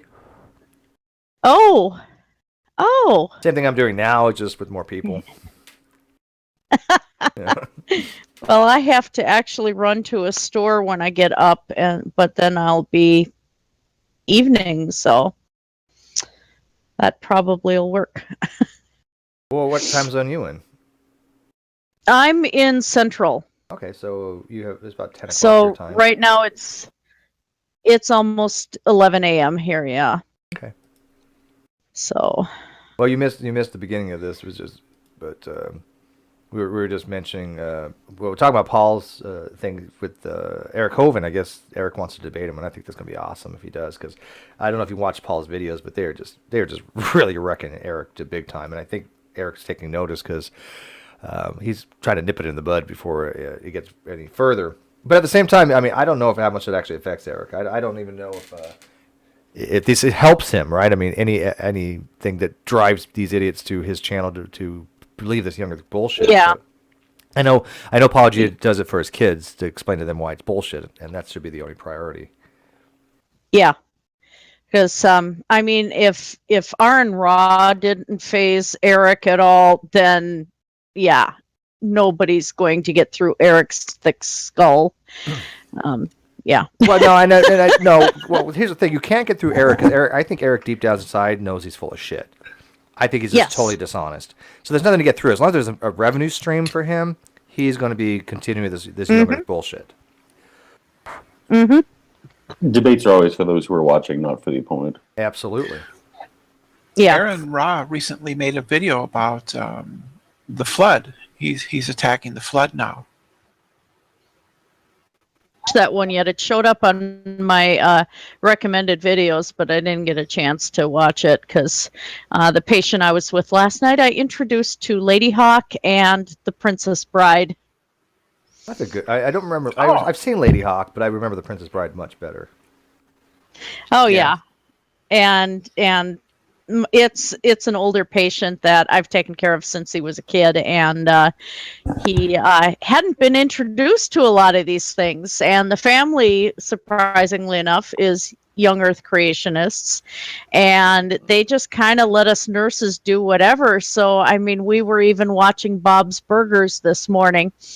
So I had him laughing. He can't talk, and he's on a machine, but he can still laugh and, communicate. So it was kind of funny because I missed a hangout invite from Von Helton. And oh, God. I texted Vaughn and said, "I'm sorry, but you lost out to Lady Hawk and the Princess Bride this morning." This is one of those weird things about a lot of Christian sects, especially the sort that are, evangelic and zealous enough to believe in things like young Earth creationism and what have you. Is they seem to think that everything that you watch and everything you listen to must be Jesus-oriented. So they miss out on so much fun out there. Uh-huh. Well, because it's quote unquote of the world. They keep themselves insulated. Very, very insulated. I mean, have you listened to Beef Fuddle's stories? Beef Fuddle's and her insulated stories? Are you saying someone getting crucified isn't fun? No. That's not my I've idea seen of a Life good of time. Brian. No, we're talking the more murder porn that came out a couple of years ago, I believe. Passion. Oh, yeah. Passion. Yes. Yeah, definitely. A masterpiece of understatement. Why would anyone take their children to watch that? It's horrible. It was worse than certain horror movies. Yeah. It was very graphic. The kicker is, if that was any other topic, that thing wouldn't have even managed to get an R rating. It wouldn't have been able to be shown. It would have gotten the X rating for violence and gore. I don't think I've ever seen it. Or what is it called? The Passion. It's Mel Gibson's Passion of the Christ. Oh, the Passion. Yeah, of Mel Christ. Gibson. Let's enjoy watching Jesus get the shit murdered out of him. I didn't watch it specifically for the reason that I had heard it is very, very graphic, and I'm not really into the whole gory shit. It was too graphic for an R rating, even, but because of the topic. And kids were taken to that to watch Jesus get. Yeah, not going to happen. The scourging, or scourging, however you pronounce that. Scourge. Was very scourge. That was historical. That was historically accurate. I don't remember. They did. Humans did horrible things to each other. Yes. Have done for centuries and centuries. Let's put it this way: Deadpool was a lot lighter on the violence. Deadpool was awesome. Deadpool made more money. See, but Deadpool I can handle, right? That wasn't that bad. Hey, yeah. I don't like. I was going to say that every Tarantino movie combined was less gory. I don't like. Yeah. That's nothing gratuitous on the gore. Middle Ages. Gratuitous gore is just. I have no desire. I mean, for example, I liked Saw 1. It was okay, but after that, it just was way too over the top. I'm not a really fan of horror that much. The focus of the movie seemed to be, we're going to try to make you feel bad because of how much he suffered. Yeah, no, I know that they play it on people's emotions. I get that, right? Yeah. Well, did he really that much? Really? Did he really? Well, suffer? I mean, I think he did. I would have thought getting hung, drawn, and quartered. That's suffering. See, the suffering, from what I understand, correct me if I'm wrong, but the suffering, his real suffering was in the Garden of Gethsemane, right? That's when he took on all the sins, and that's when he bled blood. I laugh at crucifixion. But wasn't that when he supposedly suffered for the sins of the world? Was the Garden of Gethsemane? And walk in the park. Which is my favorite chapter about a prayer that no one heard that then they wrote about word for word. Yep. This is the thing: is there's a lot of these lovely little third-person omniscient sections of the Bible that are written third-person omniscient that nobody seems to notice when they're a Christian and reading it. Well, they're like we weren't there, but the Holy Ghost told us what happened or something. The scribes, right? They just kind of threw the story together. They're inspired by the Holy Ghost. Yes. Yeah. If you really want word for word, they should have done it during the Middle Ages. I'm just saying. Suffering. It would have been. It would have been a more interesting story in the Middle Ages. You would have suffered more if he died. Hang on, Christina, you're a nurse. Would he have died? Hang on, Christina's a nurse. I want to get an actual, more expert opinion. What do you think would have been more suffering, being scourged and crucified, or dying slowly from an infection? I've had infections that have landed me in the hospital that were exceedingly severe, horrifying pain. So I'd say it's kind of a toss-up, really. Considering that, he would have been out in the desert, out in the Middle East in the heat on top of it, that's got to add a whole nother level of discomfort to the pain. And he'd be dehydrated, and that could cause delirium. On the bright side, he's going to have a nice tan, though. Well, I mean, are you saying Jesus doing all this had delirium, and he's like, I think I'm God? Actually, if I correct me wrong, but he never actually says he's. Does he? Does he say he's God? He says he's the son of God. Does he actually say? He was already a bit mad. Steve. By the time he got up on the cross, he was already a bit mad. To be honest. Excuse me. Sorry, I didn't want to interrupt. No, actually, I want you to interrupt. Fine. I want. How did they transcribe the Jesus in the Garden of Gethsemane when nobody else was there? So how did they get that story? Just out of curiosity. That one I don't have a good answer for. No, I think he was going to speak to how they got the Jesus equals God thing. Now the question is, how far can you get towards that without citing Paul's writing? Yeah. In Matthew, I think it is. There is a portion. It's either in Matthew or John, but I'm pretty sure it's in Matthew. I have a bad memory for references. Yeah, John doesn't count, but Matthew we can go with. Jesus is he's giving a lengthy sermon, and he says things like, you have heard it said, do not murder, but I say to you, if you're angry with your brother in your heart, you are guilty of murder. And he goes through several sins, most of which are in the 10 Commandments. Now, when you say you have heard it said, the way a Jew living at the time would have understood it is he is referencing commandments where God said, do not murder. And when he says, but I say to you, he is putting himself on the same level as God, speaking with that exact authority. And a Jew living at the time would have understood him saying, well, God is saying this, but I'm saying this. So they're understanding that he's taking on the same authority as God. And there are a couple of segments where it does similar things, where it's like, what was it? Something pertaining to the Garden of Eden, when he does the I am kind of thing in there. I remember Deckel referencing these, but I think that they're a little bit I think they're a little bit too vague to really be useful. I mean, I understand how it would have been considered to be incredibly heretical by Jews at the time, because he is kind of equating himself to God in a way. But my read of the Bible, when I initially went through it, wasn't this I am God kind of thing so much as we all are God in a manner of speaking, where God is within all of us, and therefore we are all God in a way. I took more of a Buddhist leaning from it. I took more of a Buddhist leaning from it, or Yeah.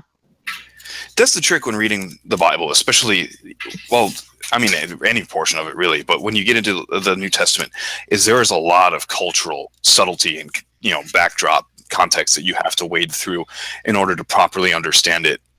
And I get into a lot of in-house debates with people about this a lot. Not so much anymore, because it's really just spitting in the wind.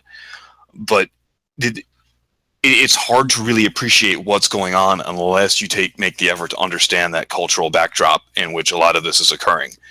That even happens nowadays. Like when I was in Iraq, we would have a lot of miscommunications with our counterparts, our Iraqi counterparts, because we did things differently, we understood things differently.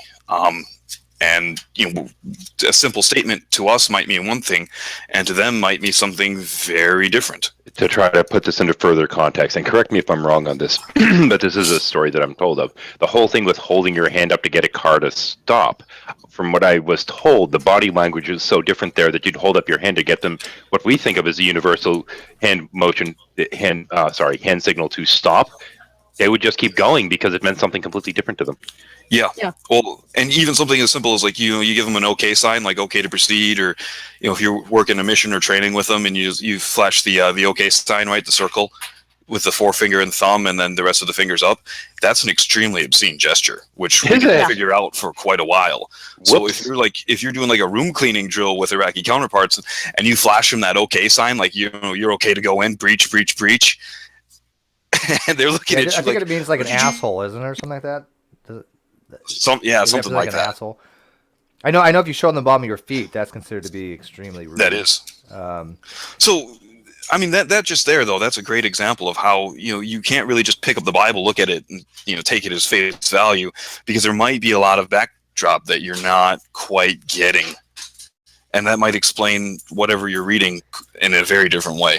And also, even if you're going back to, people go, whoa, you go back to the original language and this kind of stuff. Right. Well, the problem with the Koine Greek is that, technically speaking, there's a lot we don't know about Koine Greek. True. This was a language that was written down, but it was actually a spoken language that was converted to text, not the other way around. I mean, we can sit there and, we can write and convert it to sound, but we think in terms of the words, and they didn't, generally speaking. And a lot of the colloquialisms and what have you of the day, we just don't know. Like you think about our language as we have it now, somebody can say, oh, yeah, man, that's bad, and mean it is good. We don't know what those kind of contexts were back in that day.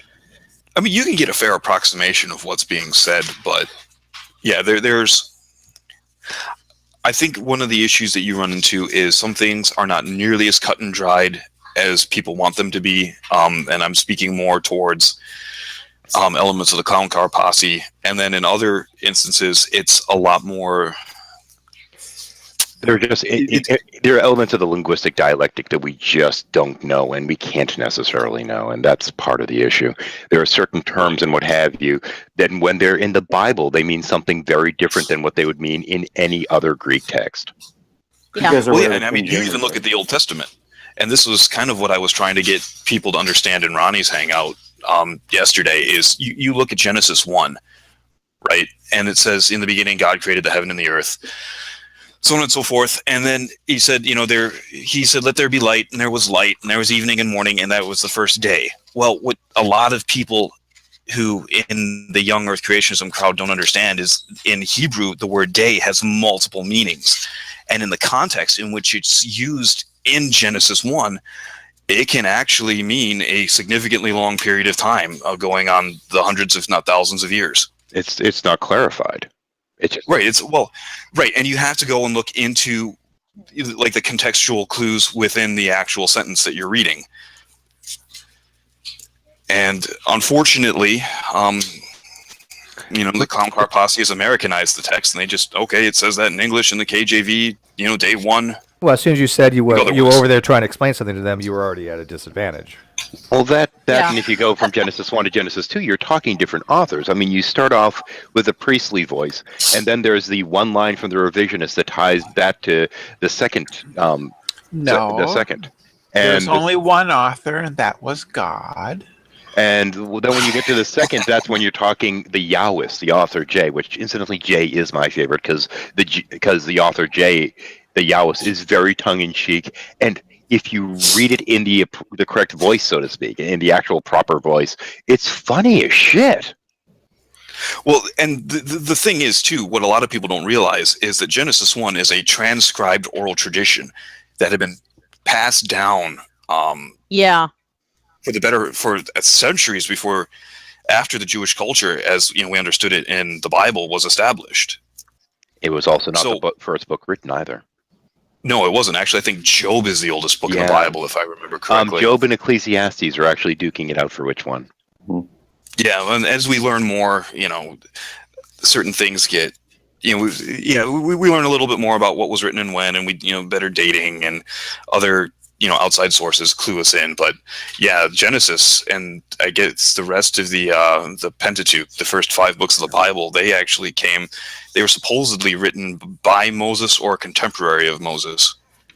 Well, I've heard both. That's the problem. That was being argued the other day. Was the Pentateuch written by Moses? I've always thought no.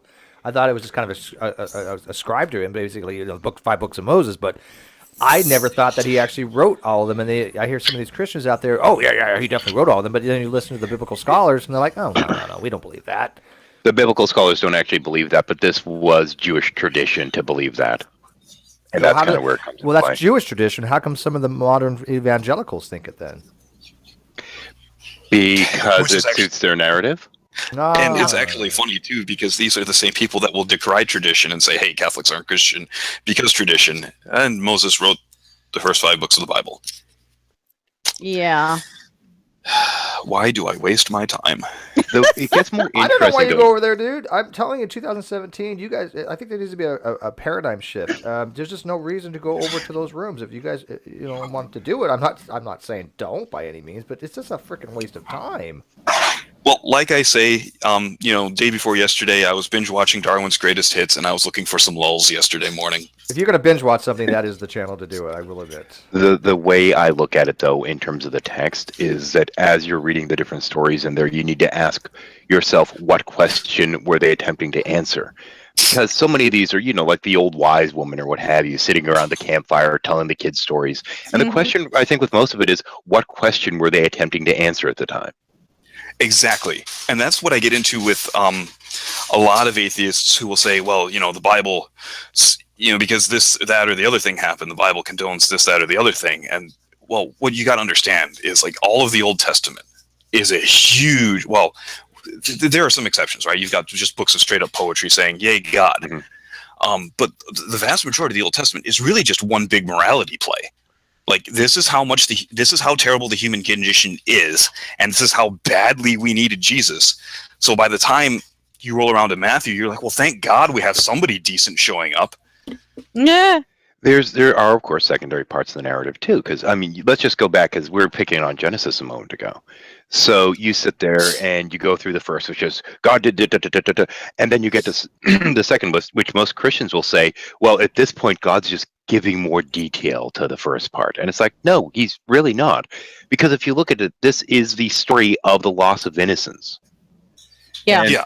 that innocence that they're talking about there is the innocence of childhood. As you start moving into adulthood and you suddenly reach that age that you understand right from wrong and you are accountable for what you do and this kind of stuff. It's not, they screwed up and they ate by eating an apple and they fell and that's not really what the narrative in terms of Judaism says.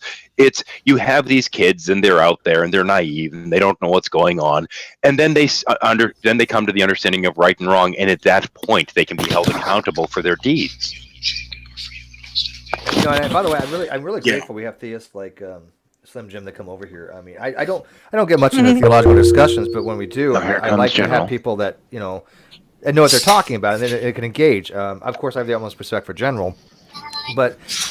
We're never going to have conversations like this with the Clown Car Posse and with theology. That it just cannot happen. No, just not if you want somebody that knows what they're talking about, don't ask me. Well, no, but I mean, I just read things and retain. But it's not like that. It's not like saying you have to be a biblical scholar. But I value your opinion, right? Even if you're wrong or right, it doesn't matter. At least you can have a dialogue on it, right? And that's really appreciate. That's what we need to have in the Great Debate community. I've always been respectful for people's beliefs. I can't respect their beliefs, not because it has anything to do with religion. I can't respect their beliefs because they're so closed-minded and don't know how to have an actual discussion. That's the difference. Well, I will say, too, like, this is the one thing that I really like about Catholicism. And, I mean, you can object to Catholicism for, how it's social controversies. But one thing that I've noticed, like, when I go back and I actually read the Bible and the way that Catholics approach the Bible and science is you don't have to check your brain at the door to be a Catholic. Right? Like, you can have that nuanced understanding of Genesis where it doesn't necessarily mean, well, in 6,000 or so years ago, God created the world in 6 days, and that's that. In Catholicism, they invite you to question it up until the point that you actually do. Well, there's a certain limit of questioning that can go on. I mean, like, I had a priest that actually thought the story of Jonah was just a made-up morality play to illustrate a certain theological point, and I'm okay with that. I mean, get in a room here. There are some really interesting things within it. I mean, particularly the concepts of all the way that the stories came about. So we nowadays, we've got TV, we've got books, we've got comics, we've got radio, got all these things. What sort of entertainment did they have in those days? The only entertainment that they had was the stories that people would bring. So you have to accept that many of these stories have been amended and changed and made more interesting, and made like bedtime stories and stories around the campfire, and they've exploded, and it's a fascinating book, particularly the Old Testament. I find it really interesting, and that's why I think there was all these different different types of bits in there, because they'll have come from different areas, from the north, south, the east, and the west, and whatever, and they've come together. Hey, by the way, go ahead. Go ahead. Sorry, I was just going to point out that I haven't gotten full confirmation of it. I've been told that the Abraham story, with him taking his son up there, ended very differently in I believe it was the Southern Kingdom. One of the versions of it that didn't actually keep. He actually did kill his son. I mean, there are accounts for variance in story. However, I will say that, I mean, when talking about the story changing gradually over time, one problem that you run into with that is the Jewish oral tradition was actually very, very strong, because this is the way they preserve their history, right? Yeah. So you want to make sure that when you're transmitting that story from generation to generation, you're getting it right. And when they did transcribe it, they went to such lengths to make sure that it was transcribed properly, right? Because this is their God word they're talking about. That if they did make a copy error, they would actually perform a ritual cleansing, and then they would go and destroy the manuscript that they were making because they had misconstrued the words of God. Well, transcribing it is one thing, but actually the thousands or hundreds of years before that, when it was all merely via mouth. Bart Ehrman has done quite a bit of work on this, and he has found that the ability of people in those days and claims by Muslim people as well, that actually these societies, that's how they did it, and they were able to remember everything exactly. It's just not true. Yeah. And he's done a lot of research into that. It's no different from today. People hear a story and then they embellish it a bit. And that's what he has found, and he's written. I don't know So about you you, but mean- I've never heard anyone claim that Jews don't embellish. You mean like kind of like what Ronnie does with his education? Yeah. Maybe so. Yeah. Maybe so. There are some other interesting things that you said. I mean, one of the really interesting things about the Old Testament is different words that they use for the same word that we use nowadays, but it had different meanings. And one of the words that they use consistently through the Old Testament is the word day. It is the same word throughout, and in all of the aspects, you do and should translate it as 24 hours, a day, sunrise to sunrise, day and night is all one day. Except lots of people decide to say, oh no, but hold on, Genesis 1, a day is God knows how many billions of years. It becomes an era. If they wanted to use the term era, they would have used era. So it starts to become interesting. I'm not going to argue for or against that side, because it might well be right, but it's not used consistently in the Old Testament. If you're trying to say that day means era in Genesis 1, whereas every other time it is used, it's the same word and it just means 24 hours.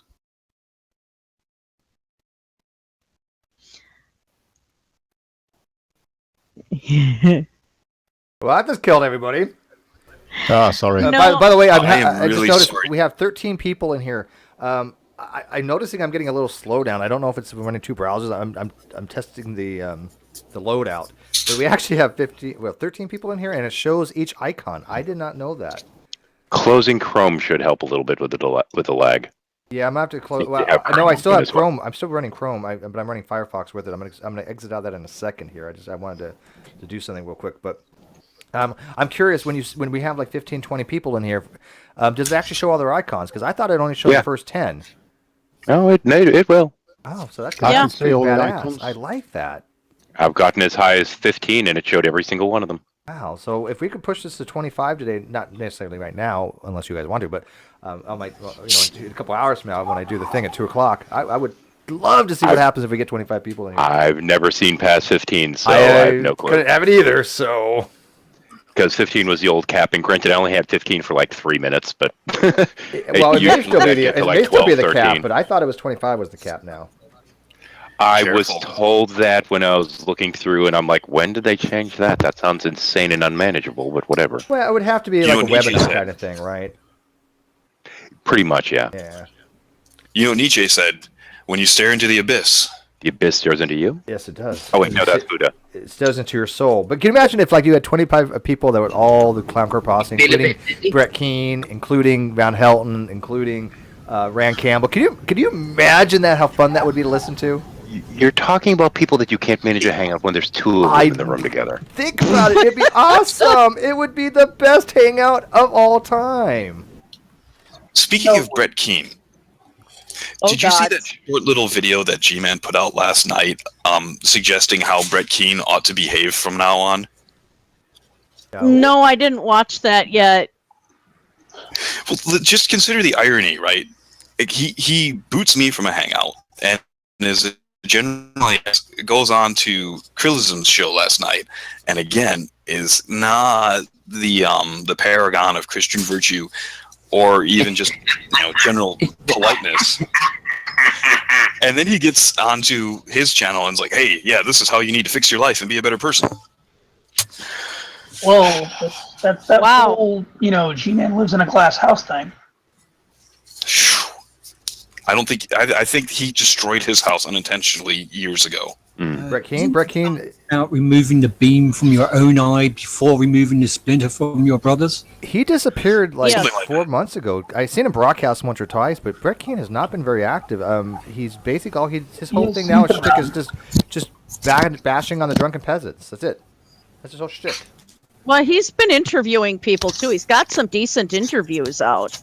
I'm actually one that he wants to interview yet, but we just haven't been able to get the time together to do it. And I mean, he's been asking some really interesting questions. They're kind of entertaining. Oh, like give us an example of a Brett Keane interesting question, because when I was dealing with Brett Keane last year or beginning of this year, He's not worth the time. yeah, his questions were just they were fallacious. Yeah, he would ask questions like, "Oh, did we evolve from a rat-like creature?" Blah blah blah blah blah blah. And then when you gave him all the evidence for it, he's like, well, you have to believe this because." He didn't go there. He's been going more like how the person has gone down. Is that my headset doing that? Yes, it is. Oh, for fuck's sake. I think it's All right, did it Tony. fix? Yes. I think it was actually coming from Tony. Okay. No, well, somebody. Anyway. It's hard to tell when you're in a room this big, honestly. I just Yeah. blame Reds. Okay, Steve, you are not blaming me for this 25 long clusterfuck. Okay, fuck you. Yes, we will when it gets to be a clusterfuck. I'd just like to say it's Ronnie's fault. So vote Ronnie. Vote for Ronnie, dumb fuck. Oh, by the way, I yeah. didn't watch your video because you privatized it. Make it unlisted and send me the link if you still have it. I want to see it. But yeah, Reds has a call out to vote for Ronnie for Thank You Reds. I'm more worried about. That was that's a. All my hangouts eventually go dead afterwards because I don't want my channel to be completely filled with some. But I can download it and send it to you, then you can upload it on your channel. Yeah, that works. Yeah, cool. Sounds good to me. Yeah. Well, I don't want to upload. Well, yeah, maybe I will upload it on my channel. Sure. Okay. You can delete it after the dumb fuck of the year is pretty much done. I'm about ready to start the hangout for the dumb fuck of the year award ceremony. I'm sorry, not start the hangout. Start the countdown clock for, hey, only 6 more days until the award ceremony. Hey, only 5 more days to the award ceremony. 6 more days, like 2. That kind of thing. Yeah. Speaking They're already done. No, because that's the ceremony day. Yeah. The votes are tallied. Right. Okay. If The there are ceremony day. If there are any dumb fuckers still out there, remember it's not too late to get your dumb fuckery in. Oh, No, we don't want the dumb fuckery this year. Save it for next year. So don't. Yeah. Please, G-Man and all you guys. Well, G-Man's are ineligible, but all you dumb fucks out there, wait till next year to say something stupid. Please save it for the next year. They're not waiting.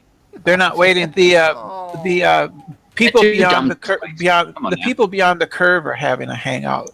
I think Red knows who they are. I know who's beyond the curve. Yes, I know who they are. Yeah, they're having a hangout this evening sometime. Tonight. They get about 100 people watching. Yeah, I'm not gonna be able to participate even if I wanted to because I have something that they don't. Big dick. Well, besides that, A life. besides that, the facts, An education. A face, mathematics, physics. I don't know. No. The word is called job. Oh. Well, no, we know G-Man has a job. I was watching those guys the other day, and they did strike me as the type of people that would just sit around without a job, and they probably never had. They probably never had one. They're all literally stroking each other. Oh, we're so smart that all the ball earthers are stupid because they use stuff like mathematics and physics. We don't need any of that stuff because we have the truth. Yeah. And then you ask them what evidence they've got for that truth, and they just shout, "Well, what truth have you got for a ball Earth?" They remind me of like what's his name, Tommy Hall. What do you have for evidence of evolution? It's the same thing from these flat earthers. What evidence do you have of ball Earth? They're no different. Well, I have to admit my own dumb fuckery though, because I didn't realise that they'd banned me, and I was there typing away for another hour, thinking I was being really clever. Oh, that's fucked up. Yeah, but here's the thing with that. Here's the thing. See, I can't nominate you for that reason because in order to be nominated for Dumb Fuck of the Year, you have to have a consistent level of dumb fuck throughout the entire year. So if that's a one-day thing, I'm going to look past that. But if it's like a never-ending cascade of bullshit over and over and over again, then guess what? You're going to be on my hit list. Yeah, isolated instances of dumb fuckery don't qualify you for Dumb Fuck of the Year. You'll get trounced by people that actually have a constant flow of dumb fuckery. Well, why do you think my channel is more or less dead? All right, hang on. I only got. Oh, poor guy. Don't be a target. That's my philosophy. I only got a minute. I got things I got to get back to, but I want to tell Red, I will give somebody $50 to their PayPal or Patreon or whatever they want if they accept the award that you're going to have 3D printed and get a picture and post it up. I'll give them $50, and I will actually pay to have it printed at whatever local shop is by them, since nobody wants to drop their mailing address, or to a post office box by them. I'll pay for that up to $150 worth of. Well, I actually had something. I actually had something a little bit better planned, but I actually do appreciate that, and I will be saying that in the actual award ceremony when we do announce the eventual hang on. winner. Why don't you do this, Bob? How about you do this? Because everybody on that list, I think it's most of them theist. Why don't you do this? $50 donated to the charity of their choice. But whatever they want to do with it. If they, if they accept it and take a picture, and go, and accept the award, I'll give them $50. To whatever they want. Okay. And however Red wants to get them the award to them in person, I'll pay for all that too. They could do like publish a clearinghouse thing. People show up at the door with the balloons. That'd be awesome. I'll show up with the door with the balloons, and I'll have stickers on like the size of on the side of a rental Prius, and show up in that. Why are we presenting Shadow? Oh, that was weird. Thank you, Bob. Did he leave already? No, I'm still here. But I'm a bit. By the way, I did remember to send you an invite this morning. Okay, I'm getting down who to send invites to, so I did send you. I knew if you couldn't take it or not, but I did send you one. Red, if you really want to get ironic about it, you send it to him with a strippergram. Yeah. Male strippergram. Oh. You know what? Have General Han Solo do it. He's got the body of Adonis. Hang on, a male strippergram. I didn't think that Tommy Hall was in the running. Oh. There you go. He will be next year. Oh, $1,000. And by the way, Jenna, stop the bidding. Jenna, I listened to you last night, and like I said before, you probably missed it, but I agreed with you and I disagreed with you. I disagreed with you more than I agreed, but I know you have a good heart and you want people to kind of like tone down the rhetoric with these guys. Yeah. Did you listen to? I did. And unfortunately, the one person that should have listened to it, he went to the bathroom. Fletcher, but that was. I get your point. Time. Yeah, that was horrible. Did you watch it, goes Brenda? to the toilet. I saw parts of that. Yeah. I mean, the guy just walks off while somebody else is just. Oh yeah. Speaking of that, Steve, real quick, I am actually going to have to go by. We'll be back in like, I don't know, maybe an hour or so because I got errands to run. Okay. But remember that one time about that one thing with that one person? Yeah, I have updates in regards to that. So get in contact with me when you're done with this clusterfuck after the fact, and then we'll actually talk about it. I do want to get with you on that one thing about that one person at that one time. Thank you. Hey, Reds, before you take off. Your video where you revved up that red car and took off squealing the tires was a total turn on. Oh, fuck. I was like, she got revved up when you got revved up. Yeah, I was so jealous. That was awesome. Oh, man. Oh. Thank you. Okay, and now we know. And now we know far too much about Christina. I kind of already knew that. No big surprise. So she's one of those women that gets moist when she is a Harley going under an underpass. Okay. A V8. Yeah. I like my horsepower. What can I say? She's something with power between them legs. Well, I used to buck broncs for a living, so I'm used to the real horsepower. But Jenna, anyway, Steve, go ahead. I just was gonna say that want to say real quick that I'm really glad that my parish priest does not watch these hangouts because he would have a lot of questions for me in the confession booth. I make sure I tagged him on it, by the way. No, Joe, I want to say that I appreciate what you're saying. I really do. I think you got a good heart by saying it, but you know as well as I do, you got to take into account that mockery is part of the entertainment value of these guys. I am always willing to have an honest discussion with them in my room. I have never said none of them can come except for G-Man, only because of his bullhorn. I mean, sometimes you don't want him, but it's okay, Slim. It's okay, Slim. You can just give him the link, and he can watch later if he's missing something. I already mailed to him. But the reality is none of these guys wants to learn anything, General. Maybe Matthew, Ecclesiastic 7:13 or 3 or whatever. Maybe he might have some hope. I doubt it because I think he's kind of just he said this is all wrong. Soon after, when Darwin's deity came into the room, all that I said was undone because both Matthew and Antonio were just nodding their heads and allowing Darwin to be their pope. Yeah, but I pretty much, because the reason why they react the way they do is because they think all of you guys are quote unquote devil worshippers and you're all liars and you're deceiving and I was defending all of you saying no, these are really honest people and I work with some of these people in the sense of having the same worldview as you guys, agnostic and so on. And they're not God bashers. They're just normal, really intelligent, good people. And I'm a card-carrying atheist. They think Slim Jim is not a Christian. I'm pretty sure they have doubts about the General too.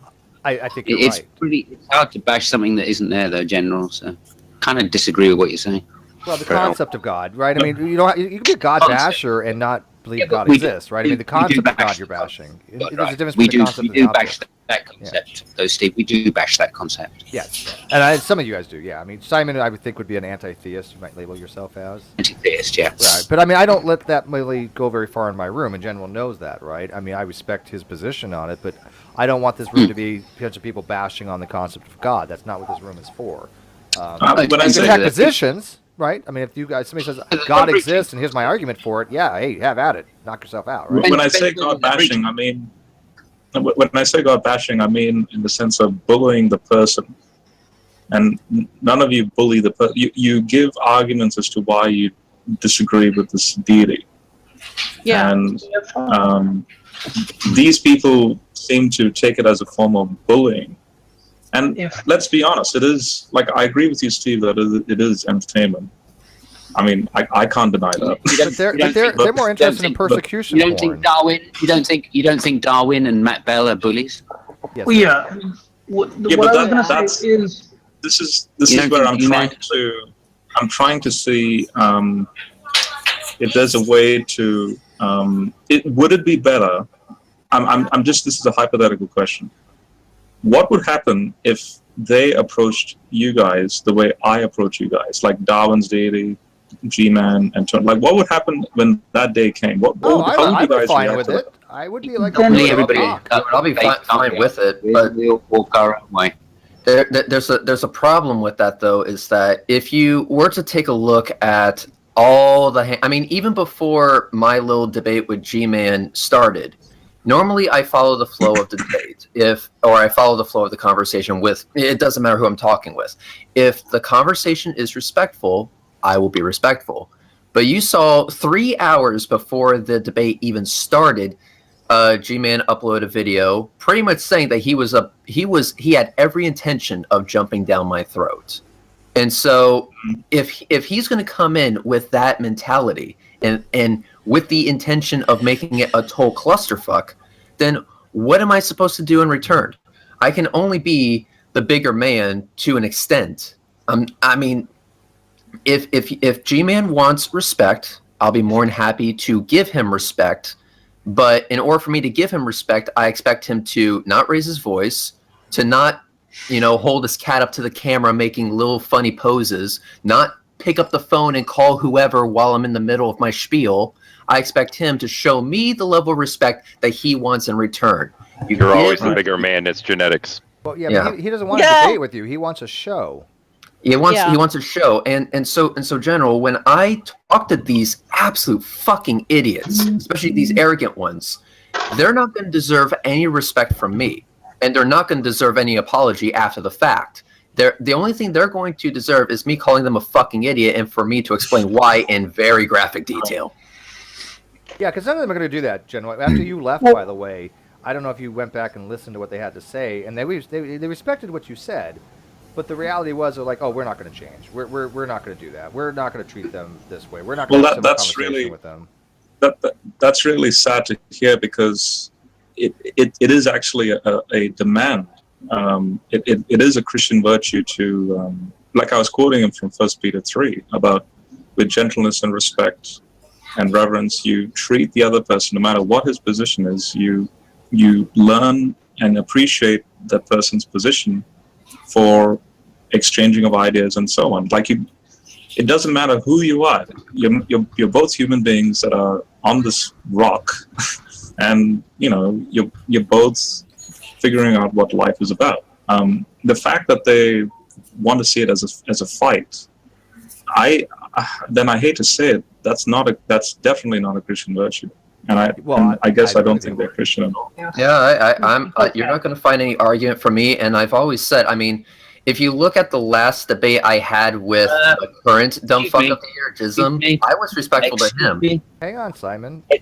It's me. What? You can't pass over this stuff. What do you mean fighting's not a Christian virtue? It's called fight the good fight. I bring a sword. But that's not what they're talking Honestly. about. He's not talking about that kind of fighting. But we're not talking about that kind of fighting. It's a different type of fighting. Here's the thing. On the last little live hangout that I've had with Jism, and you know that I hate that douchebag with a passion because he's a fucking idiot. But I'm beginning to gather that. I was really kind of confused on that to begin with. Yeah, you were confused on that. What gave it away, Steve? Tell me later. But in the last conversation we had, I was actually the one being overly respectful and trying to keep the conversation on the down low. Yeah, you were. That was one of the times that I was actually able to get a word in to Jism's very thick skull and have it bounce around in there for a little bit before saying, no, I don't believe it because my bias. G-Man and True, they don't let it go that far. Unless you fucking lick their ass, they're not going to give you any respect whatsoever. They're going to delete your comments. They're going to boot you from the room. They're going to, turn down your audio so that they can talk over you very easily. It's fucking bullshit. And I'm not going to bend them over backwards to lick their ass. I see your point. I do think, though, I mean, I was listening when you were doing that, General, and I definitely think it was something. I thought I was the only one there talking. Like, I didn't know you guys would follow up on that. That's why I was see everything. That's why I came in here to actually remind all of you that happened. By the way, I just realized that on the video feed, guys, can you guys let me know? I'm not broadcasting HD, but it should be 480. Is it really blurry to you guys on the video feed? Not broadcasting HD? No, it wasn't super blurry when I was looking, but it was kind of blurry. Is it legible? Can you guys read the chat log? The chat log is fairly legible as long as the people watching have the stream up high enough quality on their end. Okay, let me ask them real quick though. I want to make sure, because I mean, when I'm looking at the video feed live, it seems to be a little less quality, but I've noticed that before. But when I actually watched it after it uploaded and processed, it was fine. Anyway, Slim Jim, go ahead. Thank you. Thinking the gonna say something. Oh, I was just saying, I was watching the live feed when you were saying that, and I definitely think it's something that needed to be said. Oh, that's right. I think someone was going clap, clap, clap in the live feed. Right. Okay. Okay. I was watching through YouTube, and it was something that needed to be said. Even if they weren't going to listen, I think it was good to get it out there. Technically, it was more directed towards them. I was, in a way, judging them or refuting their methodology. I think it was not admirable. you guys. I think it was admirable what you told them. Again, I'm not fully in agreement on the fact that it is entertainment, but they are closed off. They are scientifically illiterate, and they're looking to True as somebody who actually knows what they're doing when we know that he does not. And that's going to be a roadblock for them forever. Until they recognize that True is literally the dumb fuck of the year, whether he wins it or not. There's no hope for them. So the most we can do is basically point it out to other people and let the people decide for themselves. That's all you can do. But I appreciate what you said. I really do, General. I'm one of these people that is. I know, Steve, you're going to hate me for this, but I already hit you already. I would. Well, yeah, I know, but that's why the sex last night was very angry. Yeah, Okay, angry sex. Okay, so yeah, he wasn't cupping as gently as he usually does. Anyway, the thing And is, all this time, Steve, you've been complaining about not being able to get any. You guys, I never said that. You guys need your own room. Guys need your own room. Hey, what we do out there is none of your we could business. leave. We could leave, and you could be alone. as I was saying, I'm one of these people that would much rather have a nice conversation with someone on a live Google Hangout and instead of having a screaming match. I know that's very hard to fucking believe. No, that's me too. Why would I hate you for that? But yeah, I love that. If True and G-Man were to come into the Hangout with the mentality of, okay, we're going to keep this calm, cool, and we're going to get some things on the table, then that would be awesome. But their mentality is to come in guns blazing, and then what am I supposed to do? Not shoot back? Yeah, G-Man doesn't know how to have a civil conversation. He's just incapable of it. So there would be no hope of that. Yeah. Ronnie, maybe he has potential to eventually have a civil conversation. I doubt it, but I give him. I highly doubt it too. I mean, I can be proved wrong, but I do not see Ronnie actually growing up anytime soon and actually have the drive to have a reasonable conversation with anybody. Yeah. But also, I'm sure they know that they don't have formal training in any of the sciences, and surely it should be a. Are you sure?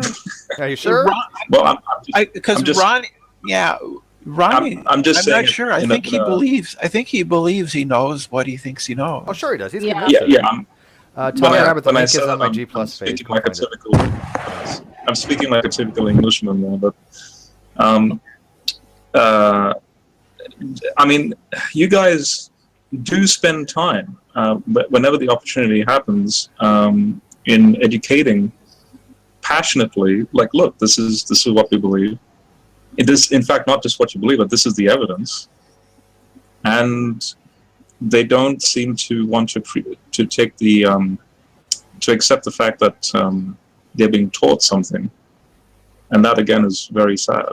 Well, I tell you what, I'm going to get back into my roots, 2017, and it won't be dealing with them specifically at all. But I do want to get back into more debunking young Earth creationism, because obviously we have Reds for Flat Earth. I will have young Earth creationists on my channel. Dr. Tompkins, he may be joining us. I know Ruhif is trying to work out some kind of discussion between the two on my channel. So I want to get back to that a little bit, because I think people really do enjoy talking about why young Earth creation is bullshit.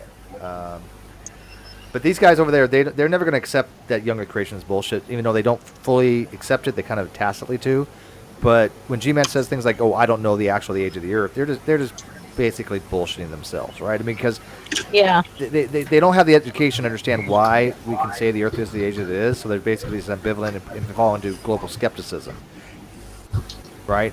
I guess I may have deluded myself into thinking that miracles can happen in the sense of no, but you have a Christian duty to do your best to try to, right? And I respected that. That you did what you had to do as a Christian to try to make them understand that their way of doing things is not really a concordance to Christianity, and I get that. But I think at this point, you really well need to be done with them. I'm not going to tell you don't go into their room. Obviously, you wouldn't listen to me anyways. But I am going to give you friendly advice: is that in 2017, I know you got a lot going on. I know you're going to be busy with other things.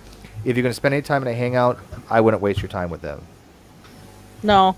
No, I'm not even. No, trust me, Steve. I'm not even gonna, because that was the reason why I even said what I said was technically like a passing on message of I know I may not even be in that room at all next year. So it's just one of those, I'll give like a blessing sort of thing, like end of year blessing. Just you guys look. This is what I'm saying. I hope 2017 can reflect what I'm saying, and swan song. We'll see what happens. Sorry? Was it a swan song? A what? Swan song. Swan song. Your I swan don't song know. is your final triumphant end of whatever you're doing kind of thing. Your finale is a swan song. I guess so. obviously you're not a Led Zeppelin fan. No. I'll pray for you. Well, you know what? We'll all pray for you. Even Simos will pray for you. If you're not a Led Zeppelin fan, you need prayers bad. No kidding, right? Only to me page though, Steve. I'm full-blown Billy Idol. God help you if you don't like Led Zeppelin. Everybody occasionally needs to get the let out. Exactly. Expressions don't always translate well over cultural lines. So I'll be right back. Then. Get back. Oh, and the feed is on my G Plus page. People are asking for it. All you gotta do is just type in, go to my Google Plus. You'll find it.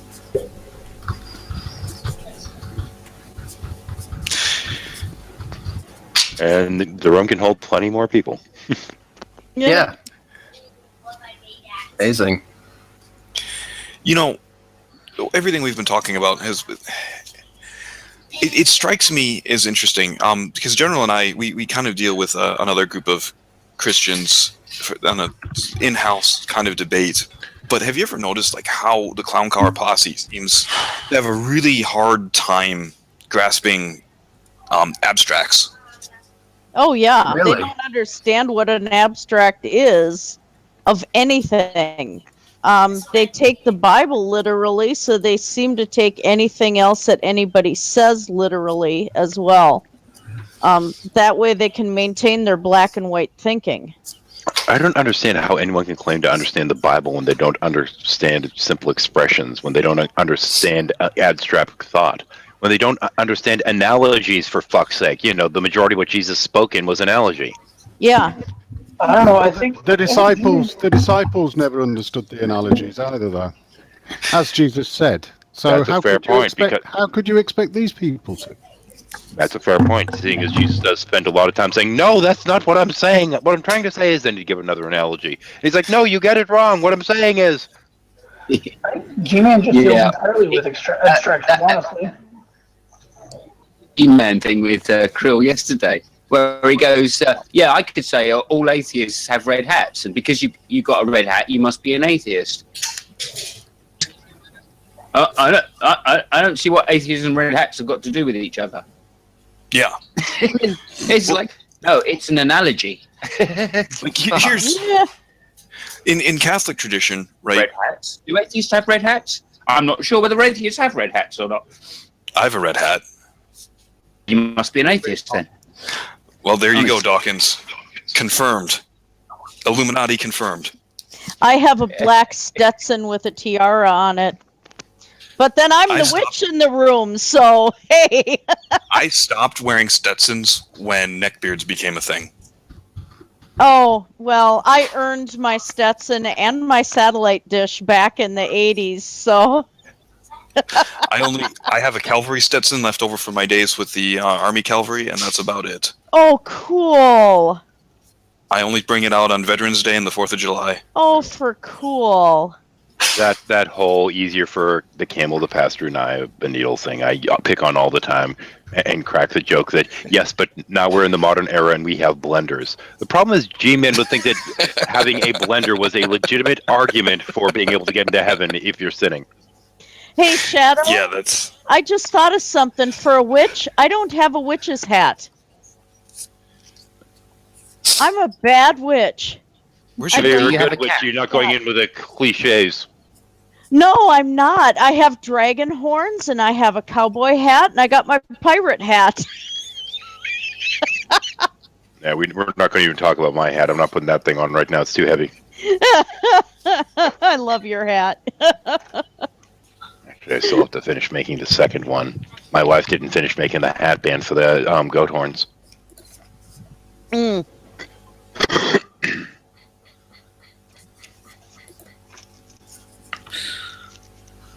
I thought of reading the side chat in Flashy's voice, but nobody's saying anything entertaining in the side chat. Not enough for Flashy, at least. Well, not here. If you go to the external chat, I'm sure there's probably some still interesting stuff going on. You'd have to scroll up a ways, I think. Actually, Somebody I turned was- it off on my end. Yeah, me too. But they were talking about the argument from probability earlier. That was fun. Well, let's take a look. I like bringing it back to the one thing that I was talking to Ronnie about.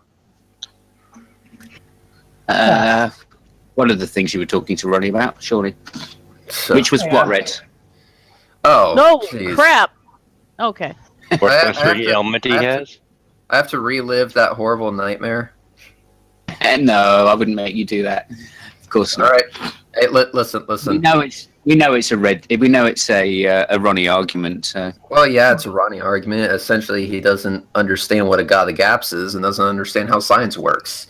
You know, Or what it is, or what the history math is. How what exactly is pi, and how pi is always going to equal the same thing regardless what unit of measurement you use. I mean, hell, on Numberphile they actually figured out the value of pi using actual pies. They literally bought pies from a bakery and confirmed the value of pi with actual fucking pies. It doesn't matter the unit of measurement that you use, you fucking dipshits. By the way, The evil eye of math trying to convince us that pi r square when we all know pi are round. Okay, Heretic says, "Can you space needed?" Heretic, we can fit 25 people in here. Trust me. We got plenty of space. Yeah, there's loads of Annabelle, space, just to let you know, I was talking about what's showing up on the screen inside the Hangout, which was nothing exciting. So don't call me a troll and say why read it. I wasn't looking at the live chat going on the YouTube page. Yeah. I will admit that my favorite quote from TrueEmpiricism is the ratio of the circumference. Yeah, the ratio of the circumference of something. No, that's all he said. The He said the ratio of the The ratio of the Why? circumference. No, he said the ratio of the because circumference of pi. ATP mayonnaise. The ratio of ATP mayonnaise. And as we all know, ATP mayonnaise is indeed proof of God, as told by Neffy, because all you need to do is take it in your room when it's really dark, and oh, never mind. Neffy just dropped off the face of the earth, didn't he? Ever since Aaron Robb put the smack down on him, he just flittered away. In fact, I asked Aaron about that the other day. He got a kick out of that. You know, he's like, "Fuck Neffy." Does APT mayonnaise degrade in a ham sandwich? Yes. Obviously. Yes. Yeah. Only if the ham was in water. Don't add water to it. It'll degrade the DNA. But yeah, Aaron was just like, he's like, I told Nephew that he has to be nominated. He has to be somebody like worthy, and he's just not worthy of debate. I'm like, exactly. And by the way, I tagged him too. I told Aaron what I said. Hey Nephew, hey, look who was in my hangout, and oh look, I got Dr. Ross, who you wanted to have a debate with. Matter of fact, he had a fictitious debate. Remember that thing that Nephew had where he like, if I ever debated Hugh Ross, this is what I would say. I'm like, yeah, wow. Oh, that's class. He has never gotten back to me. I've tagged him 2 or 3 times now on these things, and he just won't say anything. Matter of fact, Ronnie, I tagged him too. He won't say anything either. You know, he's like, oh yeah, well Steve had Dr. Rana on Dr. Ross, and they totally agreed with everything that I said. I'm like, no, their type of intelligence design is not the same as Ronnie's at all, by the way. Just FYI, I have looked at it. I mean, it's a totally different type of a situation. I don't agree with it. Oh, it's different. Infinity said something, so let me see if I can do this. Okay. ATP mayonnaise degrades in my stomach. Mm-hmm. I wonder if I can. Very tasty. I'm gonna try you know what? I'm gonna start my own mayonnaise company, and I'm gonna call it ATP mayonnaise. And on the top of the jar, I'm gonna have a cartoon outline of Rocket Ronnie, right on the front. And you don't want to know what the special ingredient is going to be on that, do you? Yeah, the special ingredient you don't want to know, and you'll be wondering yourself, wow, why does this taste like bullshit? I also think it's perfectly acceptable to modify comments while making them like ATP mayonnaise degrades with it. Something. Just put a little spin on it when you do. Act like the Jews, modify the story to make it more interesting. It's pretty funny. ATP mayonnaise makes me lick my lips. There you go. There we go. ATP mayonnaise works with any kind of pie. Hey, by the way, can the outside Yeah. can the outside hear? Can the outside That's chat? awesome. Can the outside chat hear Oh my that? By the God. way, the music. Just FYI. I know you guys Oh, can't. that music just. You guys can't hear that music, I'm right? wondering if that's Minecraft. No. I have Just it a on my end. second. No, Oh. it's not you. But I played some music, not copyrighted music. If it comes over your headset or your speakers, Okay. they will hear it. All right, so that's called Dark Beats. That's by Fiona, and I will give her credit. I always give her credit when I play it. But Fiona wrote that Dark Beats. She calls it. It's basically her little what do you call it? Homage to Ronnie's stupidity. Yes. Oh, that made me laugh so hard when she put that up. Oh, it was awesome. Basically, if it's coming through the same speakers that the Hangout audio is coming through, they'll hear it. Hey, Christian, we could do this. Well, I'll do the motor part. You do the turbine. Somebody else do the ATP mayonnaise. Motor. Oh God, I don't remember. It's so a turbine. It's one turbine word. next, and then okay, and just keep doing the same. Okay, Yeah, and then it's Reg been will a do- while Reg, since you do the I've ATP listened mayonnaise. to it. All right, let's go. Let's see if we I can have do to this. join in this Yes. bullshit. you do. We love your vocal ability. All you gotta do is say ATP mayonnaise. a couple times. Well, there was a very big ad campaign back in the '80s. Just say no. The drugs. You got it. Okay, here we go. Ready? Motor. Okay. You got to pause so she'll know when to say. Oh, turbine. I thought we were just gonna do it like row your boat. Absolutely not. Okay, No, I'll do it ends up like being- I'll do 4 of them and then go on. Okay, motor. Turbine. How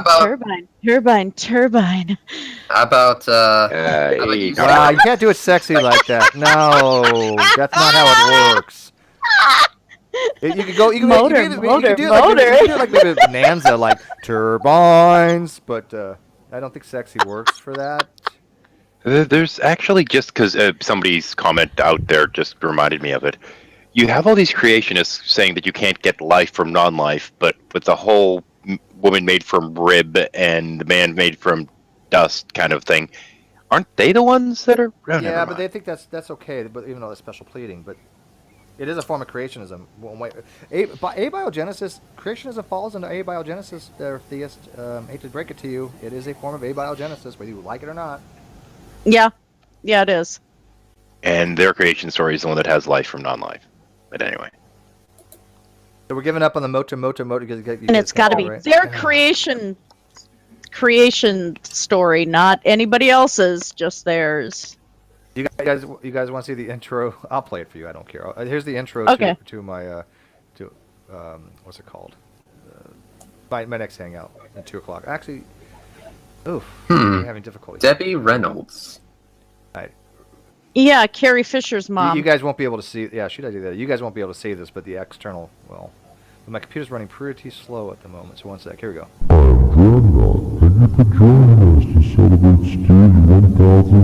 Yeah, that's kind of why I popped this up, because I figured that if you have less graphics up there and just share somebody else's, you might be better off. I don't know. Hang on first. Don't say anything for like 10 seconds because you guys can't hear this, but Done. the outside can. So one second. Let me play it once again.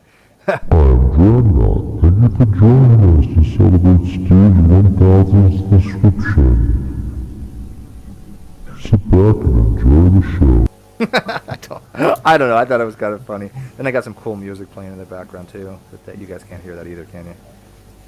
No. No. Which is why whenever I play music, I simply blast it through my speakers, because the way my sound is set up, the Hangouts are the only thing that go to my headphones. Everything else goes through my speakers. Yeah, same. What'd you? I just made something really quick, like literally like 5 minutes, having Dragnot going. Welcome to Steve's subscription party. Enjoy the show. Whatever. Easy. Yes, very. Never do that again. Never. Speaking of Dragnot, where is he? I just saw him a sec. Oh wait, no, that wasn't really him though. That was I just on your texted feed. him yesterday. I sent him a text with a image, and he replied back with LOL. So he's still alive. I texted him an image. Damn, my computer's running so slow. I'm just typing. Typos. Well, Shit. Here's why I texted him. I texted him an image of a Google search, and so in the search bar with search select and everything, it says SpongeBob porn, and then the first link underneath that is need to connect with God, need truth in your life. This prayer could change everything. Why wait? Yeah, he's not on Skype. Yeah, he's still in Houston. That's why. Yeah. Yeah, Annabelle said he's away with his family still, so. All right. Good enough. I thought we were his family. And he replied to that, LOL. So there you go. Let's see, 1,000 subs. Oh, Steve, you're such a naughty boy. Congratulations on 1,000 subs. Now, where did you put all of them? I was recording that. Who fucked it up? Who fucked that up? He meant I'm gonna hunt you subscribers, down, not and sex I will dungeon find you, and I will participants. end your life because I was going on my fucking video. Oh God! You never let me have shit, do you? Weren't you? Yeah. Okay, let me try this one. Hi. Okay. Come on. Hi, I'm Flashy Boom Boom, and I fully endorse Steve and his 1,000 subs. Congratulations, darling.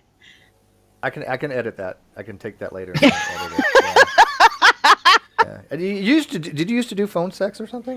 No, I get asked that all the wow. time. I mean, I'm not Yeah, judging. good. I mean, what the fuck? You do what you gotta do, man. Oh, come on. We should have her do Welcome to Steve's Dungeon. There's more subs here every day and do it to the tune That's of... good Oh, too. never mind. I like that. There's more Steve, subs here Steve every day. is now in the process of saying, "All right, guys, I'm going to go to the bathroom real quick to do stuff. I'll be back." Yeah, I'll be back in like 15 minutes. That's okay. Yeah, need to get something out of my system.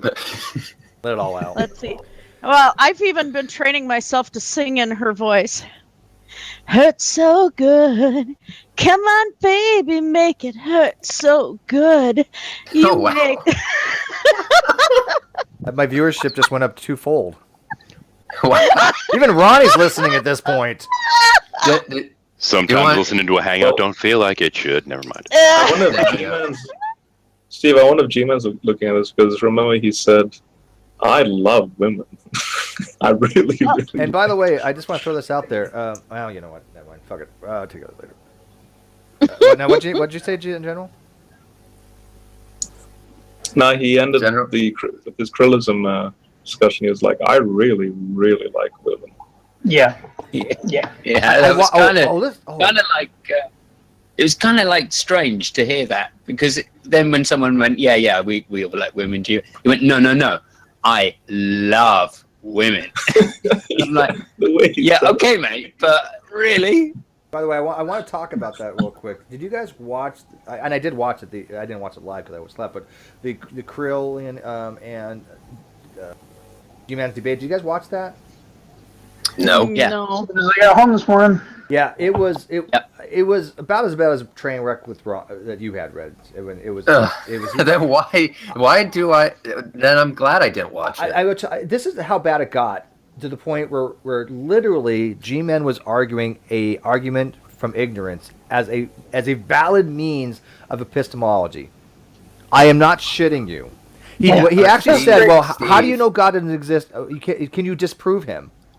Steve, G-Man's idea of intelligent design is two people having sex. Yes, I know. That's just. Do you guys hear that? Did you guys listen to the debate with Reds? G-Man thinks intelligent design is because two people with intelligence had sex. Therefore, they designed Reds. That's intelligent design. Oh, I remember that. The two people that made me weren't thinking intelligently since they were probably shit-faced. And so, yeah, there was no intelligence was not a factor in my conception. Okay. Okay, well, if that's intelligent design, then I guess when you're drunk, you can't get a woman pregnant. I have to make the joke. Does that mean that Reds was expelled because there was no intelligence allowed? Dude, Ronnie actually mentioned that movie the other day. He's like, "Oh yeah, Ben Stein's no intelligence allowed. It showed people blah blah." I'm like, "Wow, you really are going to the worst fucking creationist arguments now of all time." Yeah, it's not like we have our own documentary by Nova that goes over the Dover trial. Well, okay, that movie did actually show us something. It showed us that our appraisal of Ben Stein was grossly inadequate, and he's actually a moron. I actually had liked Ben Stein up to that point. I remember when Ben Stein's money, I liked some of his fiscal things because he was the for the White House. What did he do? He was the He was Nixon's speechwriter. Yeah, exactly. And I thought he was okay, and then I listened to him talk about intelligence line. I'm like, holy shit, he went full on stupid. Hold on. I'm confused. According to G-Man, intelligent design is when two people have sex. Correct. Right? Or two And animals have sex. The offshore of the example given was Red's parents getting together and they produced Red. Okay, is unintelligent design what happened when G-Man's parents got together? Yeah, that's the counterpart. What do they call it? The counter. Okay, right. Yeah. Okay, I just want to get that straight. Mm-hmm. I'd like to know if there is such a thing as too much practice. Yeah. By the way, Sean. Sean's in the live feed. GPH is Sean, I believe. Sean says the stretching of time has been observed many times. I would like a citation for that too, actually. Oh, he's been saying that for since before I came in, and he's been citing stuff that is just let's get a citation pretty much for that. confirmation bias. So Boyle, Piss, Mark, and Mike, and those guys. Until he produces a citation, there, I don't really want to deal with them. I want a citation on that. He produced one earlier. It was just a confirmation bias deal. So that's cool. No. I want a scientific citation. What, stretching time? Yeah, how to start time? I mean, I can do time dilation. I can shorten time. Of course, we think. But how do you stretch time? What does that even mean? You could think about a spinning, perhaps. What? Stretching. Think about the torsional forces in space and time through a spinning black hole. No, that doesn't stretch time.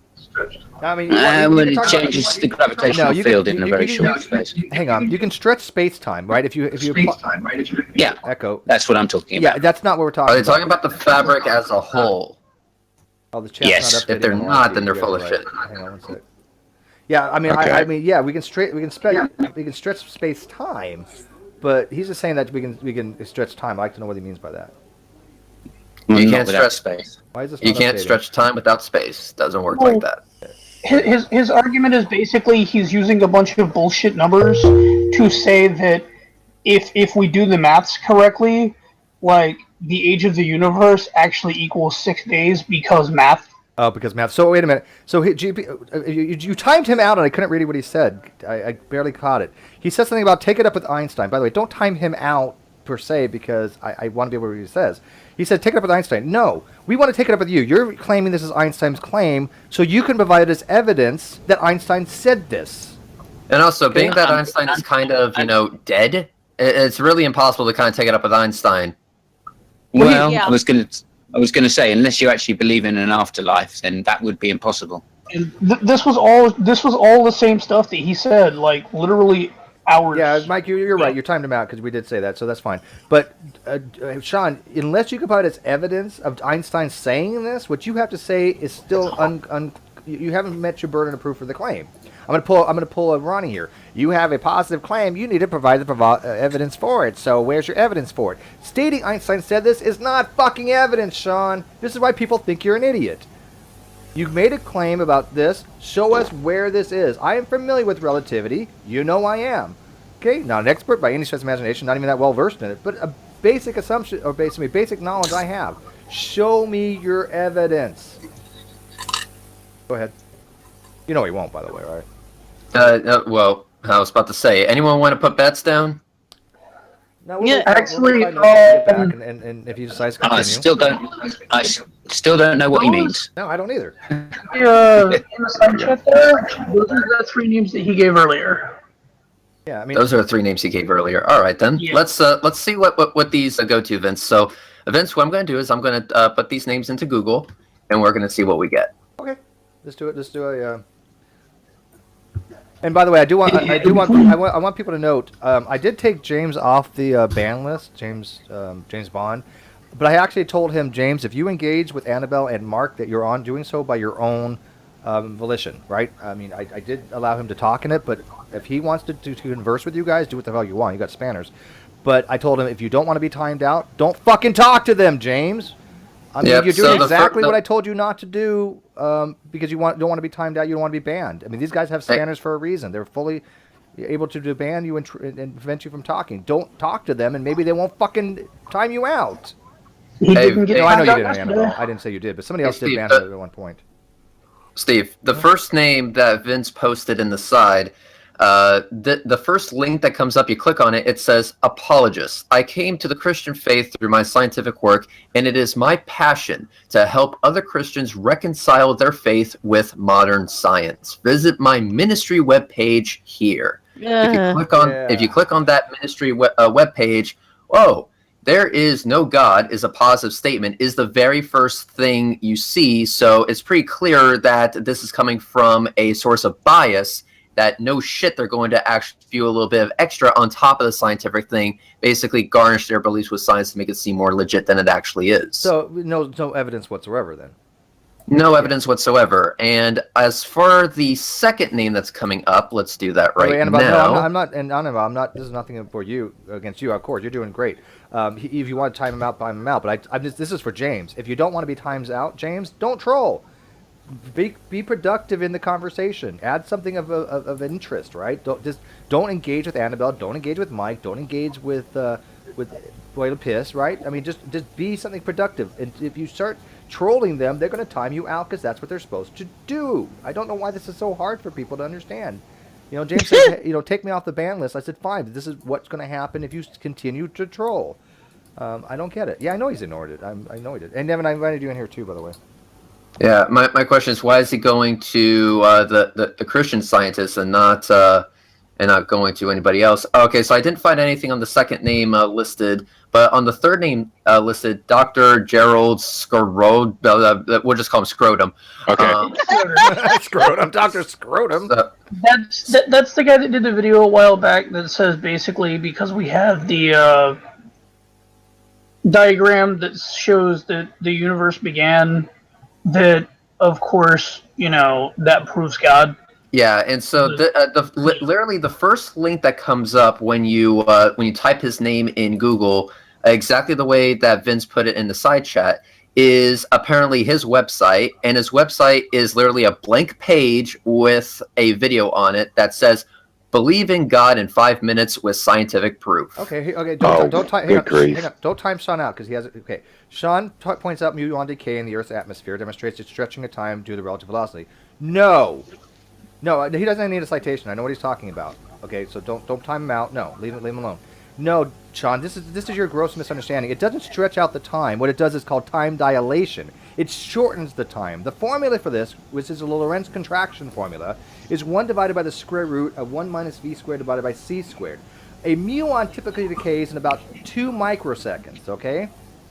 At the speed it's going, near relativistic speeds, it will actually hit the Earth only for the fact that it takes longer to decay because it's actually being time dilated, not stretched. So it takes about 22 seconds 22 microseconds relativistically. And so according to the speed it is going, it actually sees the Earth approaching much faster than it normally would. That's allowing a muon to decay hitting the Earth rather than being in the atmosphere. The time dilation factor, I've actually worked out the math, it actually is almost perfect. It will be about 2 microseconds to about 22 microseconds. Your claim was that time is stretched. No, that's why it's called time dilation. Well, you want to try again, Sean? This is why people in physics think you're an idiot. Also, keep in mind that he gave the name of these 3 scientists. When you look them up, okay, yes, they're some of them have studied some astrophysics and whatnot, but none of them actually use God as a starting point for any of that. Oh, maybe GPA isn't Sean. I thought it was Sean. My apologies if it's not. Yeah, I GPH looked at. He's obviously not too bright either, but.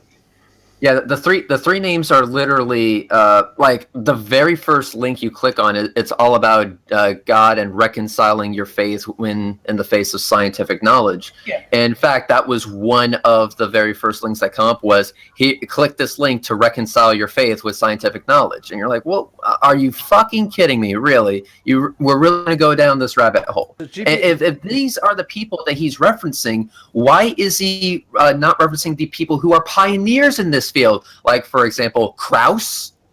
What about Michio Kaku? Is GPH No, a young earther? Is that why he's trying to like promote this shit?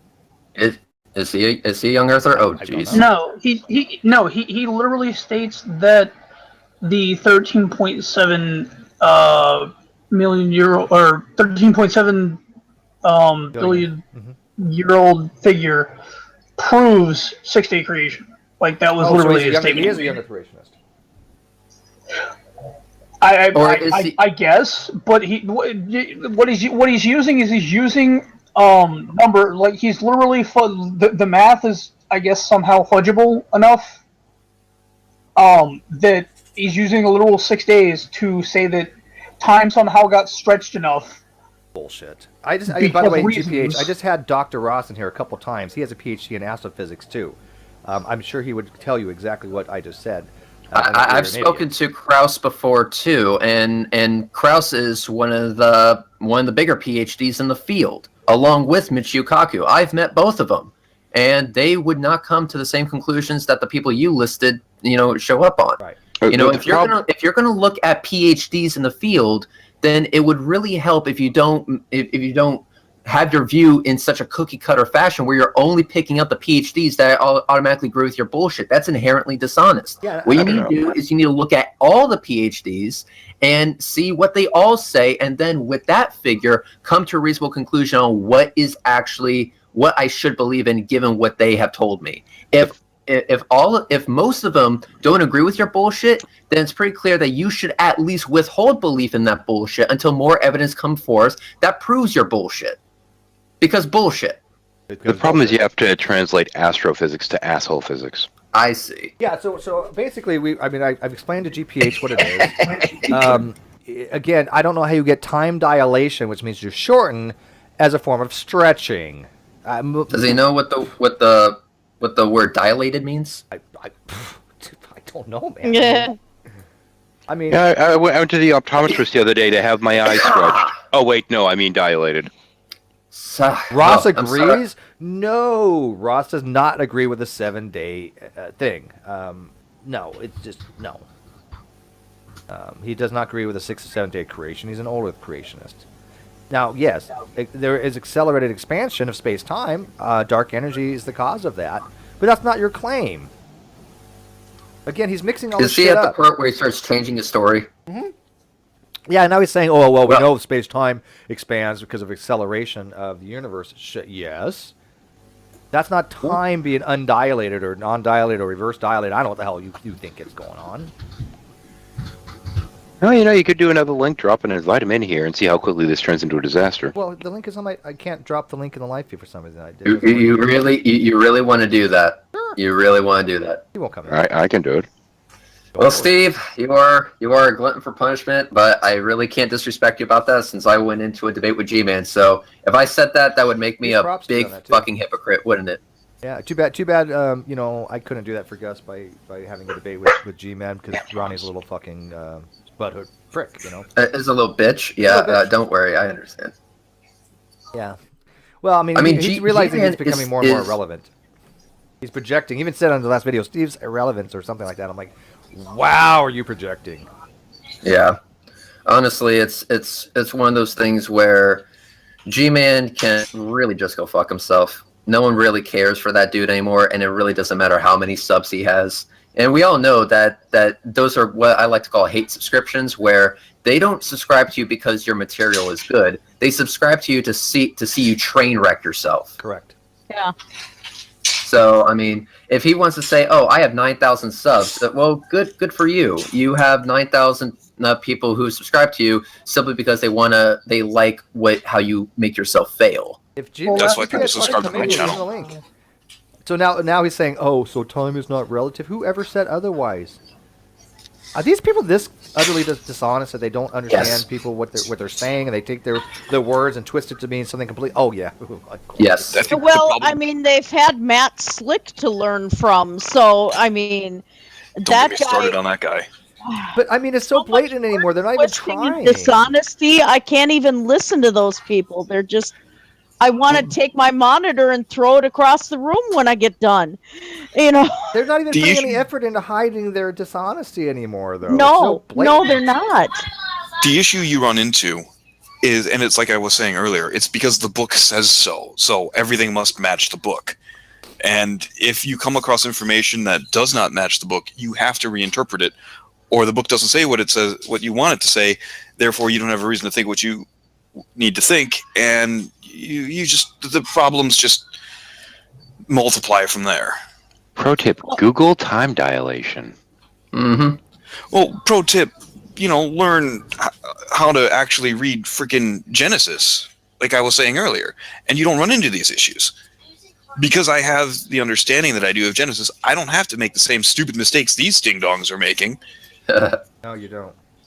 And by the way, don't use the word ding-dongs ever again. Use the word uncle fucker. I'm used to censoring myself in the new army. Sorry.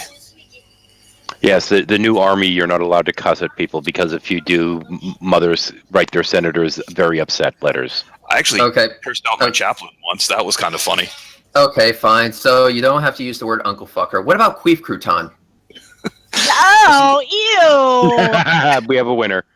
So there we go. Can GPH form a coherent argument? I mean, he has something that's... he's just throwing out random sentences at this point. What do you think I came in here and turned the live chat off, Steve? Well, I mean, I like the live chat. It's entertaining. I mean, that's half the fun of these fucking things. But I mean, I'm not blaming Vince for that. I am not blaming Vince for that at all. Does space stretch as it expands? Are we talking space time here? Yeah, I think he's talking. Which is a little different than simply space. Right. Space stretching, I don't think so. Not space stretching. I suppose my having Maybe the physics when bits I in was between. 12 doesn't count because I was in advanced classes. Well, he gets his information. Well, we already saw where he gets his information, Tony. I mean, Reg just read 3 of his citations, and they're just complete bullshit. It's more like the space. The only reason we're putting that up was just to see the response from the people in the live chat. The Bible, the Holy Babble, from his ass. Yeah. Well, see, the thing is, GBH, whatever the hell, any of them can come in and explain this to us, but they never do. It's just like they just throw this shit out there and says, oh, yes, go read this, go look at this, such and such said this. But I'm not interested in that. I want to know if they can formulate a coherent argument saying, okay, yes, the Earth is 6,000 years old, or this is how we explain we can see things, 13.7 billion light years away. Until that happens, it'll never happen, I guess. I see something. I see something quite interesting here, Reds. You might like this, which is, just the way people took Newton's ideas to mean a clockwork universe, like, proof of a clockwork universe, right? I think people were going to naturally try and do the same thing with Einstein. Yeah. Well, what can you do, right? It's quite interesting to hypothesize what kind of proofs you could get from something like Einstein, but obviously it leads to a dead end, right? It comes down to a personal bias, and I say that whenever you're reaching a conclusion that may have springboarded off of legitimate scientific ideas, but needs to be fulfilled through a internal bias that you have, then that's not science. That's why I say true empiricism. What true empiricism is doing is not science. So if you springboard off of legitimate science and then insert a lot of bullshit, then I don't really want to talk to you anymore. It shows that you have no idea what you're talking about, and you're just talking out your ass.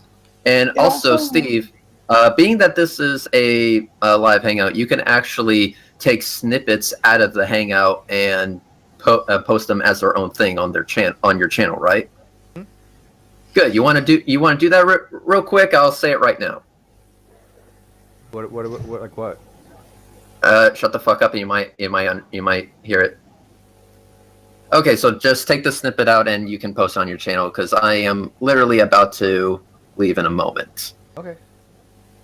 Hi, this is Red from the YouTube channel Red's Rhetoric. I'm that ugly fuck from Florida. Now, you may have heard me over the past few weeks saying, vote Antonio Superats.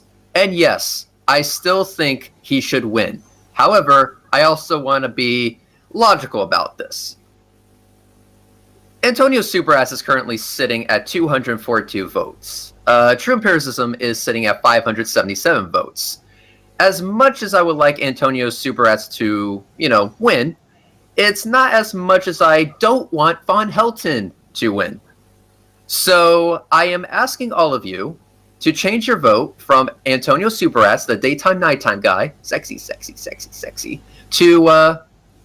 change your vote from him to True Empiricism. What I want you to do is I want you to jump on True Empiricism like he was made out of chocolate cake, and let's bring this home. So here's the deal, motherfuckers. We have little more than 24 hours left in the Dumb Fuck of the Year award voting. All right, and if True Empiricism does not win Dumb Fuck of the Year, I won't like any of you anymore. So if you don't want that shit to happen, change your vote to True Empiricism, motherfuckers. All right? This is Red, and I approve this message. Peace out, Girl Scouts. Yeah! America! I will cut that. Thank you. And cut. And cut. And scene. Oh, well done, everybody. I don't know Well done, how everybody. you're so good at saying things at once. When I do a lot of my stuff, I actually take like 2 or 3 tries. Yes, he is the wordsmith, Mike. Exactly. Red, Ronnie has my vote. Yay! You know what? Let me do this real quick. I will. Oh shit. Well, yeah, I can. He's just a rant puppet. That's all it is. Yeah, I've had a lot of practice. Yeah, I'll get you guys a link here in a second to change your votes. 1 second here. It's just running really slow. I already closed Firefox, so. A lot of these people use for science is too broad. So under that definition, things like astrology count as science. It was brought up to be he at the Dover trial. They actually asked him on the stand, and he had to agree that under his current definition of science, astrology would count. Yep. Yeah, but we know this. Ronnie knows this stuff too, right? And all those ID guys. I mean, that's why they're just so dishonest. They know all this stuff, but it doesn't matter to them. Well, the reason that Ronnie will do stuff like bring up Expelled is because he likes to suck Berlinski's dick. Well, I'm not going to respond to half that shit. It's so bottom of the barrel. I can't go there. Expelled. Come on, really? Yeah.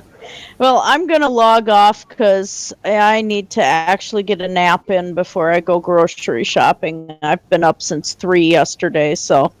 Well, take care. Oh, yeah. So you guys have fun without me. All right. We will. I'm not going to say we'll try. Yeah, we'll try. Yeah, we'll try. I'm not going to say we will. Oh, well, Steve, you'll be so lonesome without me. Oh, so lonesome with you now. Okay, talk to you guys later. Bye, everybody. See yous. I'm kind of glad the people out there in Stream World can't see what I'm actually playing on my end. It's not letting me put the... I can.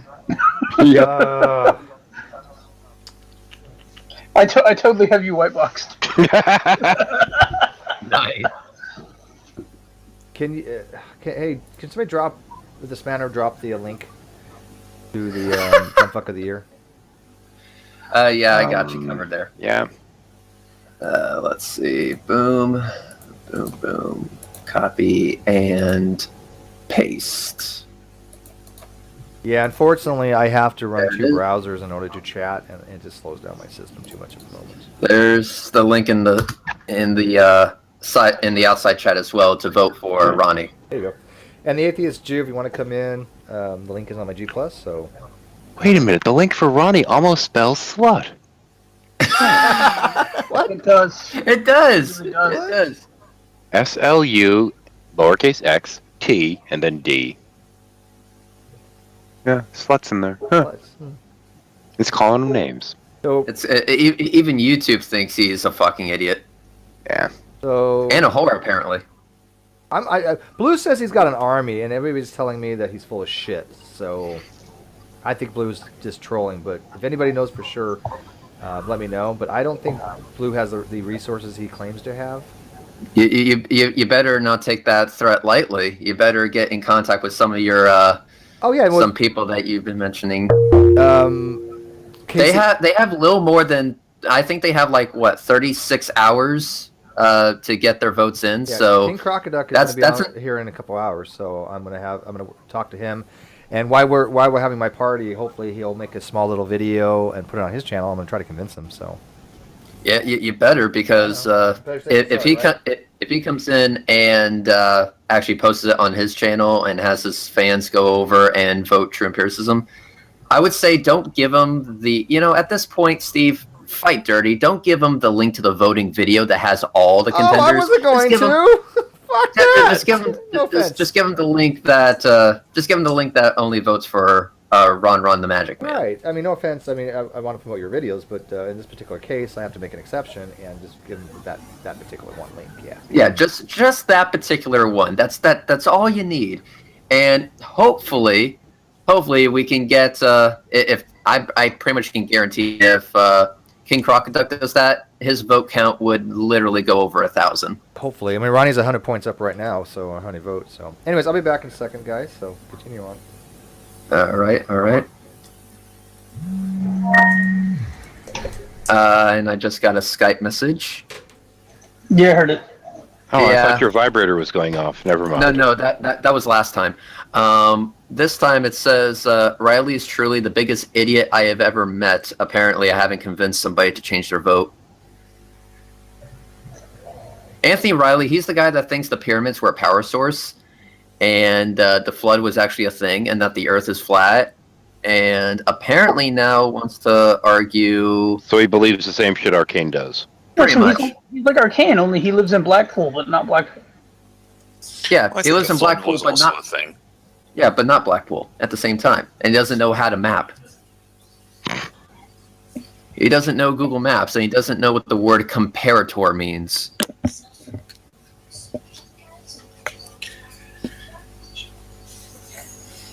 Yeah, now he starts arguing about Noah's flood, pyramid being power sources, and stuff like that. So, yeah. They might have been a power source for, decay. It's just one big giant pressure cooker. Have you seen that meme? Sounds like they've been watching too much sci-fi to me. Or spirit science. Have you guys seen that where it says, when we die, we'll both have the same grave or the same size grave, and then it cuts to the picture of the pyramids and says, "Speak for yourself, peasant." Yes. Yeah, no shit. Yeah. Speak for yourself, peasants. I love that one. Yeah, it's one of my favorites. My favorite one was following that same line of joke was a plane flying, and it was towing one of those floating signs, and it says, "Where's your plane, peasants?" That's what we need to do. Is just everybody throw in, get a plane banner, and then just fly it over like what is it, Ken Ham's little place. Like just have a plane banner flying back and forth, like evolution is real. Yeah. Look, Fiction Fire. I know that you want Von Helton to win. Not gonna happen. It's not too late, Fiction Fighter, to join the winning side. Come to the side that will accept you with open arms. We have cookies. Reds. I don't even know who Van Helton is. He is. Okay. It would be easier to describe to you who Van Helton isn't. Smart. Well, no. Von Helton has his own Encyclopedia Dramatica page. He's a half vampire who was the Punisher, who He's the Jedi. Yeah, Jedi, ninja.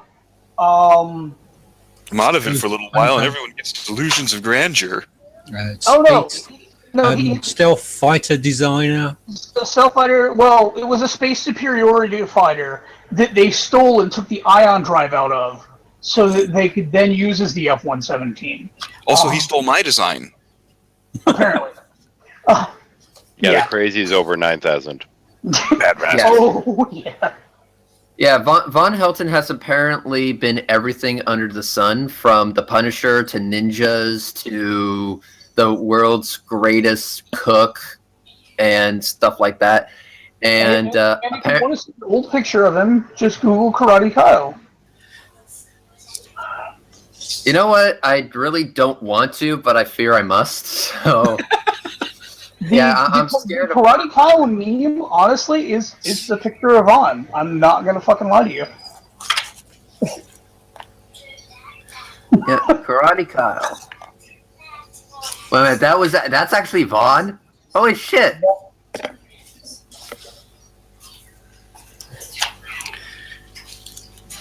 All right. And so Von Helton is he's You can go look at his actual Encyclopedia Dramatica for Von Helton, and it's fucking ridiculous. Sorry, I asked. He bitches about the internet trolls constantly because he got so fed up with everything going on the internet that he spent so much time paying attention to what was going on the internet that people got worried about his children, so they called CPS and had his kids taken away from him. The CPS came out and they found some stuff that was wrong. Reminds me of the YouTube equivalent of Star Wars Kid. Hey, I'm back. Sorry about that. Oh, did y'all mention he helped do the stealth bomber thing too? Oh yeah, we mentioned that already. my favorite Von Helton quote of all time. Let me just tell you this much. I was not pointing the gun at that woman. I was pointing my gun at the camera, which is why you thought I was pointing it at her, because it was only through the camera's perspective that you were looking at. Now, yes, she was holding the camera, but you know. Well, and the top 3 cylinders were unloaded, so you know. In the words of the Swedish chef, Vert de Furk. He's just not all right in the head, and I feel bad he was even on the list, to be honest with you. Yeah, well, like I said, the next time I do these Dumb Fuck of the Year things, it's pretty clear that I'm going to need to branch out a little bit more. So I'm actually going to have a panel of people to help me choose who the top 10 are going to be in the running for the next year's Dumb Fuck of the Year. The DFP, the Dumb Fuck panel. The Dumb You Fuck guys can put panel. Michael Issue on that list then. Now, okay, here's a good question for you. Is technically dumb fuck a single word? Is it a compounded word? Is it 2 words? I put it as 1 word, but I think you could go DF initials. I think it's fine. At this point, it's whatever the fuck you want it to be. Absolutely, that's what I can. Compound, by the way, it should be hyphenated properly. Dumb, hyphenated fuck. That's too much complications. Have you guys ever had the fortune of running across Michael Issue? Doesn't. I think so, actually, yes. Scott Gurton has a video where he's watching Michael Issue's, what is it? It's like the higher sex practices or something like that. There you go. Gotta go. Peace out, guys. All right, bye. It's a lulz fest. I mean, there's no other way to describe it. I mean, the things that this guy comes up with are just mind-blowing. Well, is that the guy that sounds like Trace Smith? Go ahead, sorry. What's that you were saying? Is that the guy that sounds like Trace Smith? I don't know if he sounds like Trey. I mean, to be honest, I don't remember exactly what he sounds like, so he was probably really unremarkable in that regard. But like, he had this whole thing about like yellow sperm, and it was bizarre and hilarious all at the same time. Let me see if I can't find that video. I wonder if Lamette student actually got one of these guys on under an MRI, like Ronnie or something. What would he see that was different? Because something is wrong with these people's brain. I do believe that. I'm not saying that's a justification. I'm not even you being hyperbolic here. I do believe that there's something fundamentally wrong with them, and I don't know if it's a physical thing to some degree. I think there might be some kind of learning or cognitive, problem there. But I wonder if there would actually be a notable difference from an MRI brain scan for somebody like the Conqueror Posse to somebody like like Fiona or Hogtie or something like that. I'm not going to speculate. Well, the med says you would see activity, and this is his area, so It's probably lack of education. I think their brain would be the same. It's just they're so ignorant in their understanding of the world that they refuse to acknowledge any other point. So you don't think because they feel you don't think there'd be a physical notable thing? Because I think there probably would be. I think there's less activity in their brains. I mean, to me, I think that it'll just be like a black hole void of any intellectual basis. But that's just me. But in all seriousness, I don't think that you're going to see any difference between their brain and your brain. I think that they're just really ignorant with a, But it's possible, I guess, mental right? superiority. Would you I admit mean, that- anything is possible. Well, I mean, I'm getting lazy being is charitable. possible, If they had a physical limitation, then it's it's not excusing their dumb fuckery, but it's explaining it a little bit better than them being just willfully fucking naive, right? I think physically, no. I think you would have to look more psychology-wise to understand them better. I think that's the better way. Like, if you sit them down in front of a psychologist, right, then maybe you can find them these psyches are white or so retarded for the most part. Hey, I dropped that video in the side chat. Later, Mike. But sorry. What video? Don't say that I didn't warn you. I'll have to check it out later. Can you send it to the? Oh shit! No, you can't do that. Damn, because I'm logged into the moderator account. Oh well. I can put it in the external for the last one, Steve. I got you. Yeah. Okay. Put it in the external for the last one. That's good. Because when I go back to my other account, then I'll have it.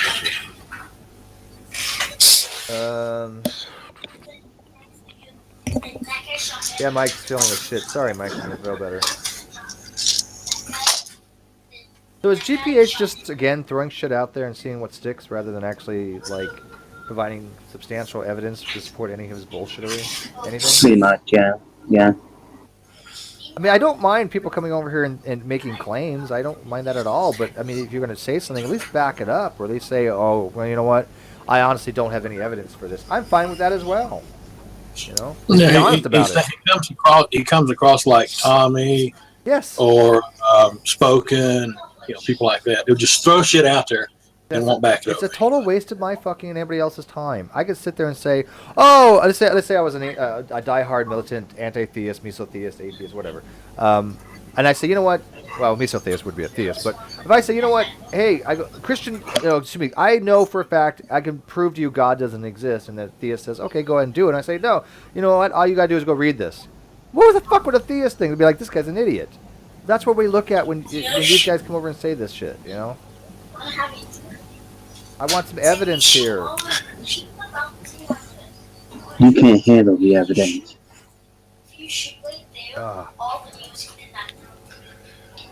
Quick question. Has anyone seen that new Star Wars movie? Because I was invited to go, but I heard that it's shit. I have not yet. And I don't want to know anything about it yet because I have not seen it.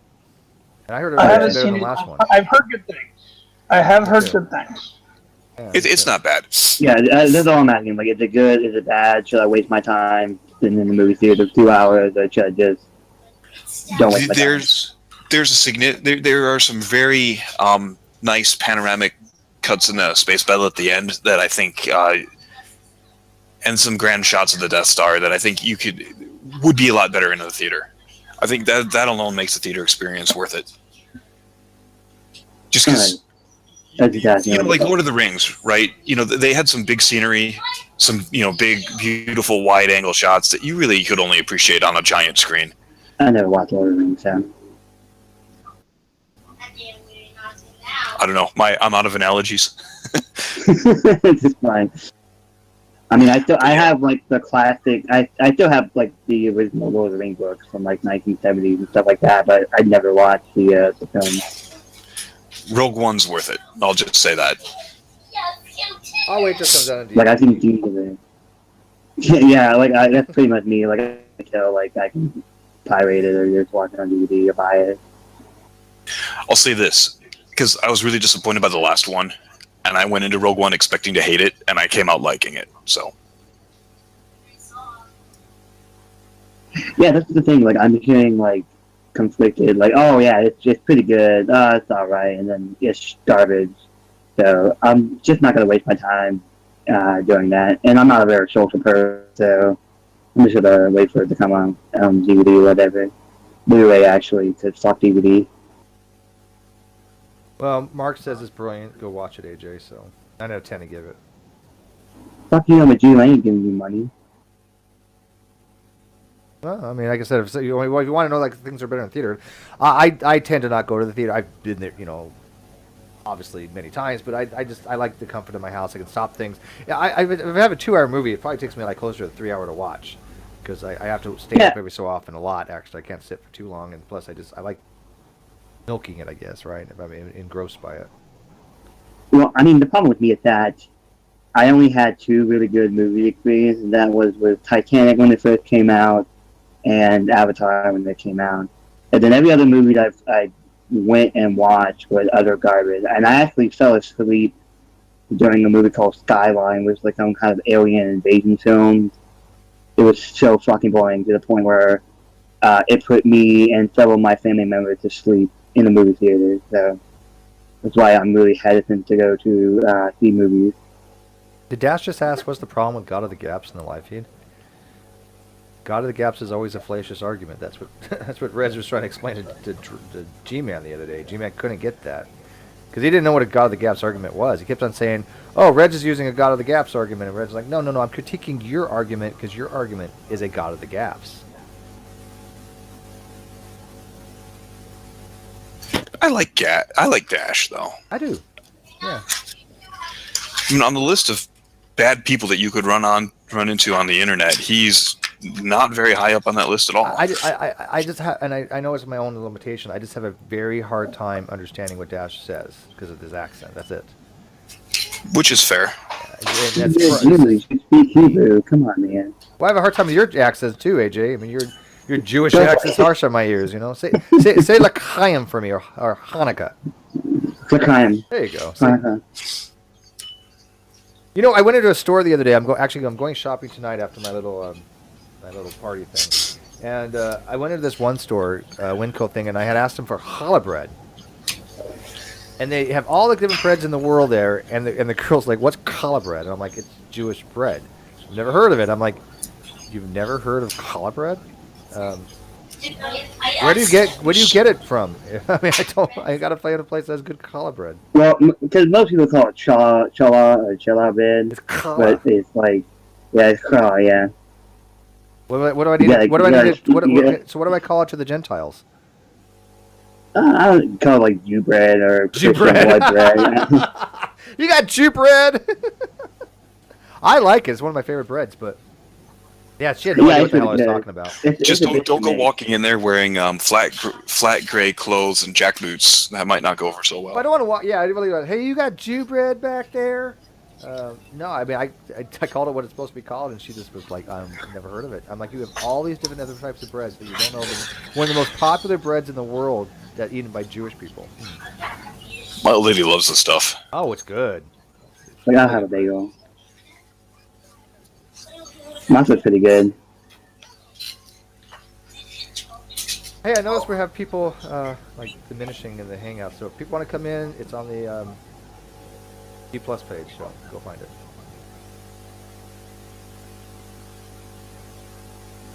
We still have 40 people watching, so yeah, rye bread is good bread too, actually. Yeah, I love rye. I actually tried to make. Sorry, go ahead. I was just saying, rye bread is one of my favorites. I like rye with eggs. It's just perfect. I mean, I like rye too. I mean, I don't know. I actually tried to make latkes once, but it ended up looking like a black lump charcoal because, well, potato pancakes for you fucking Gentiles. These things are such a bitch to make, but they're so good. Have you ever seen? Have you ever tried Irish soda bread? Irish soda bread? Yeah, if you ever get a chance, if you see it out there, try it. Irish. It's good. It's good. My mother-in-law makes it. Yes. And I love it whenever. Most people dread their in-laws coming over. I look forward to my in-laws coming over just because I know there will be Irish soda bread. Well, that and Jewish bread. I mean, those two are my all-time favorite breads. I think they're the only thing that's Irishy that I've tried is fucking potato bread, but that's just me. Potato bread's good. Yeah, I like potato. Yeah, potato bread's a little bit, I don't know, heavy. Exactly. But I like it. I've had potato bread many times. Again, rye breads are still one of my favorites. Do whatever you want to it. I won't complain. Oh, sorry, go ahead. Oh, nothing. I'm being goofy, and it's not coming over very goofy. Yash has asked again, why is God of the Gaps fallacious? Well, the It's, reason it's God of the Gaps. argument, but yeah, you can. The reason God of the Gaps is fallacious is because you're basically arguing from a lack of knowledge. And you're saying, because I have a lack of knowledge in this particular case, I'm going to posit a God. And every time we've done that, we've realized that God was not the answer. When we posited God for something and said, okay, we can't explain this, God, we found an explanation that was naturalistic most of the time. I mean, there are obviously exceptions, but but we've never found a time where there actually was God. And that's why it's Out of the Gaps works a lot better in metaphysical arguments than it does in scientific arguments. I can agree with that. Yeah, I mean, sure. It's just in a nutshell an argument by ignorance, essentially. Yeah, in science, when you're talking about God of the Gaps, it's synonymous with an argument from ignorance. It's the same fallacy, literally. Yeah, it is a form of argument. You're literally arguing from ignorance at that point. That's why it's fallacious. Jesperson goes, no, Von Helden is completely normal. I mean, who has not tried calling NASA to fly as a space marine? That's I told you Van Helden's nuts. I can't vote for him. I couldn't even if Ronnie was not in the running.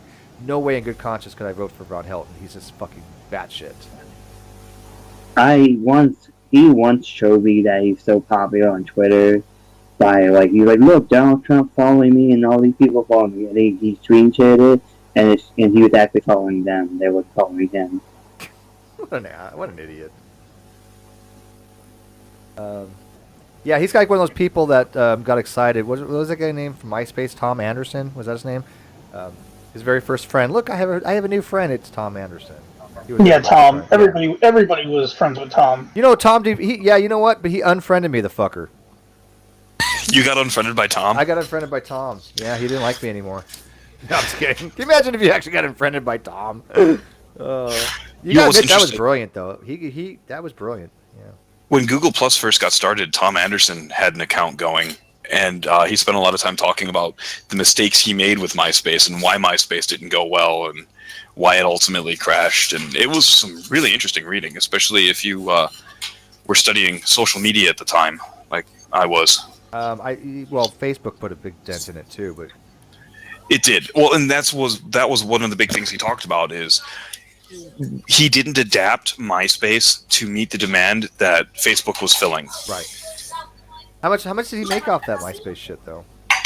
Oh, I don't know. At the beginning, I think he was actually making a fair amount, but Facebook came too soon, and he went the way of the .com bubble. Yeah. Annabelle, so can I? Hey, stop yelling. Yes, I'm sorry. Annabelle, yeah, she says, but you voted for Dio, Steve, who has been diagnosed with a psychosis. Yes and no. I voted for Dio, but Dio cannot win it. Remember, Dio was only there as a honorary, right? So no, I was not actually voting for Dio as a Dumbfuck of the Year because he cannot win it. So just keep that in mind. But yes, Dio has been diagnosed with psychosis, so yes. He could not win it. So technically, I know I was not voting for Dumbfuck of the Year. What? I'm voting for you, Steve. You're voting for me for next year? Ronnie is. Yeah. Oh, by the way, what is going on with it? I thought the Cloudgirl Posse was going to have some kind of event of their own. What happened with that? Crash and burn. Bummer. They forgot. They couldn't spell dumb. What is it, D-U-M? They're going to nominate all the, what do they call us? The Butthurt clan. Yeah, I thought. Well, you know what? It's not too late. They still might have another hangout. So they tried to put Westcott in charge, but he couldn't remember what DNA stood for. So you know. Oh, has he even been around? I heard somebody who actually was talking to him the other day, and I thought he just kind of vanished. No, he hasn't been around, but I just remember he was too dumb to actually remember what DNA stood for. That is true. He didn't, and he was having a conversation about genetics, and I was like, you don't even know what DNA stood for. If I come to find out, he didn't know what DNA stood for. Well, I don't know what DNA stands for, but I know enough to look it up when asked. It's deoxyribonucleic acid. Or if you ask Ronnie, deoxyribose nucleic acid, according to Ronnie. If it has more than 2 syllables and it's not a Latin legal term, I probably don't know what it means. Caveat emptor, I know that one. The concept of research is eating mayonnaise. or taking it in your bedroom. Well, you got a lot of background noise, my friend. Huge amount. Like a hum, too. You guys hear that hum? Nope. Oh, Sometimes. Well, he's got the background noise, but he doesn't have the hum. I just muted him. It doesn't work. He's got the hum. Not him that has the hum. Probably heretic. Not heretic. It's Tony the Tiger then. It's probably me. I got a cheap ass microphone. I can't mute you. I don't know. Mute yourself for a second. Tony, mute yourself. Oh, yep, it's gone. Completely gone now. Who just muted them? Who just muted? Me. Yeah, you got a huge... You got a grounding problem, it sounds like. Sounds like a 60-cycle hum. Hold on just a tick. Let me just see if it's... Try to snuck it. Oh! Worse. Well, it's worse, is it? Now it's okay. It's... Yeah, you got a grounding problem somewhere. Eric, Dio, not a Black Sabbath, rest his soul. No, Dionysus from... well, he's over in Tom's Hangouts nowadays. I mean, Tom's pretty much allowing me more on racist to view their crap. It's a locale, I guess. Oops.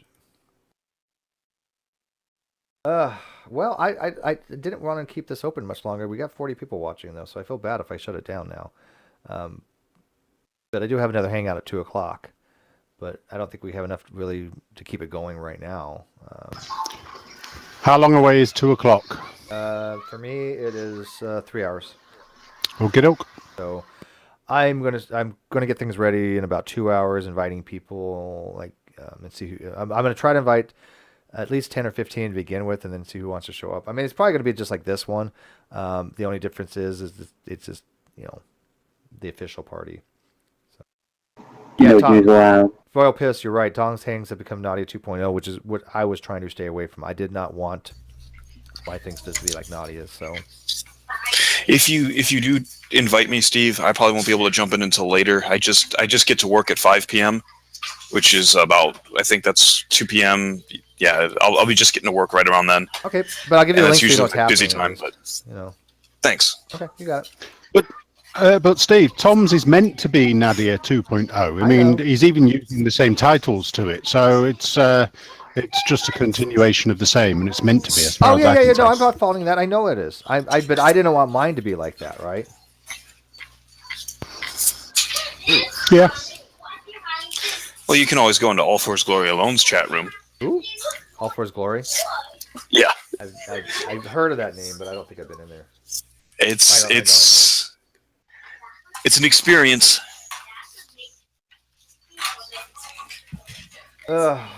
Well, anyways, guys, yeah, I'm gonna end this for now.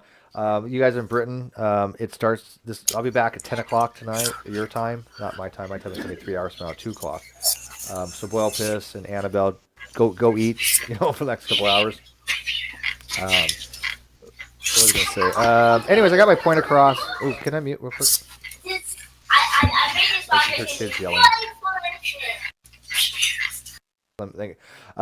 I got my point across that Ronnie, instead of admitting he's just bullshitting that his numbers are nowhere near mine, that he is losing interest in his channel, or people are losing interest in his, and that yes, I run more hours, but again, if you subtract the amount of hours I have per day, if you look at the views and you subtract them, all my old videos are still getting hits.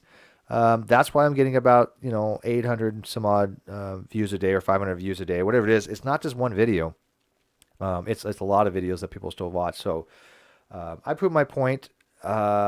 He's just irrelevant to me anymore, and I really don't want to go much into him in 2017. So what I'm recommending is we mock the things he says, but we don't engage with him in his room. I'm just saying it's up to you guys. Do what you guys want to do, but I just have no interest. Anyways, thank you for watching this one. I am going to be back in a couple hours. So until then, shalom. Cheers, Steve.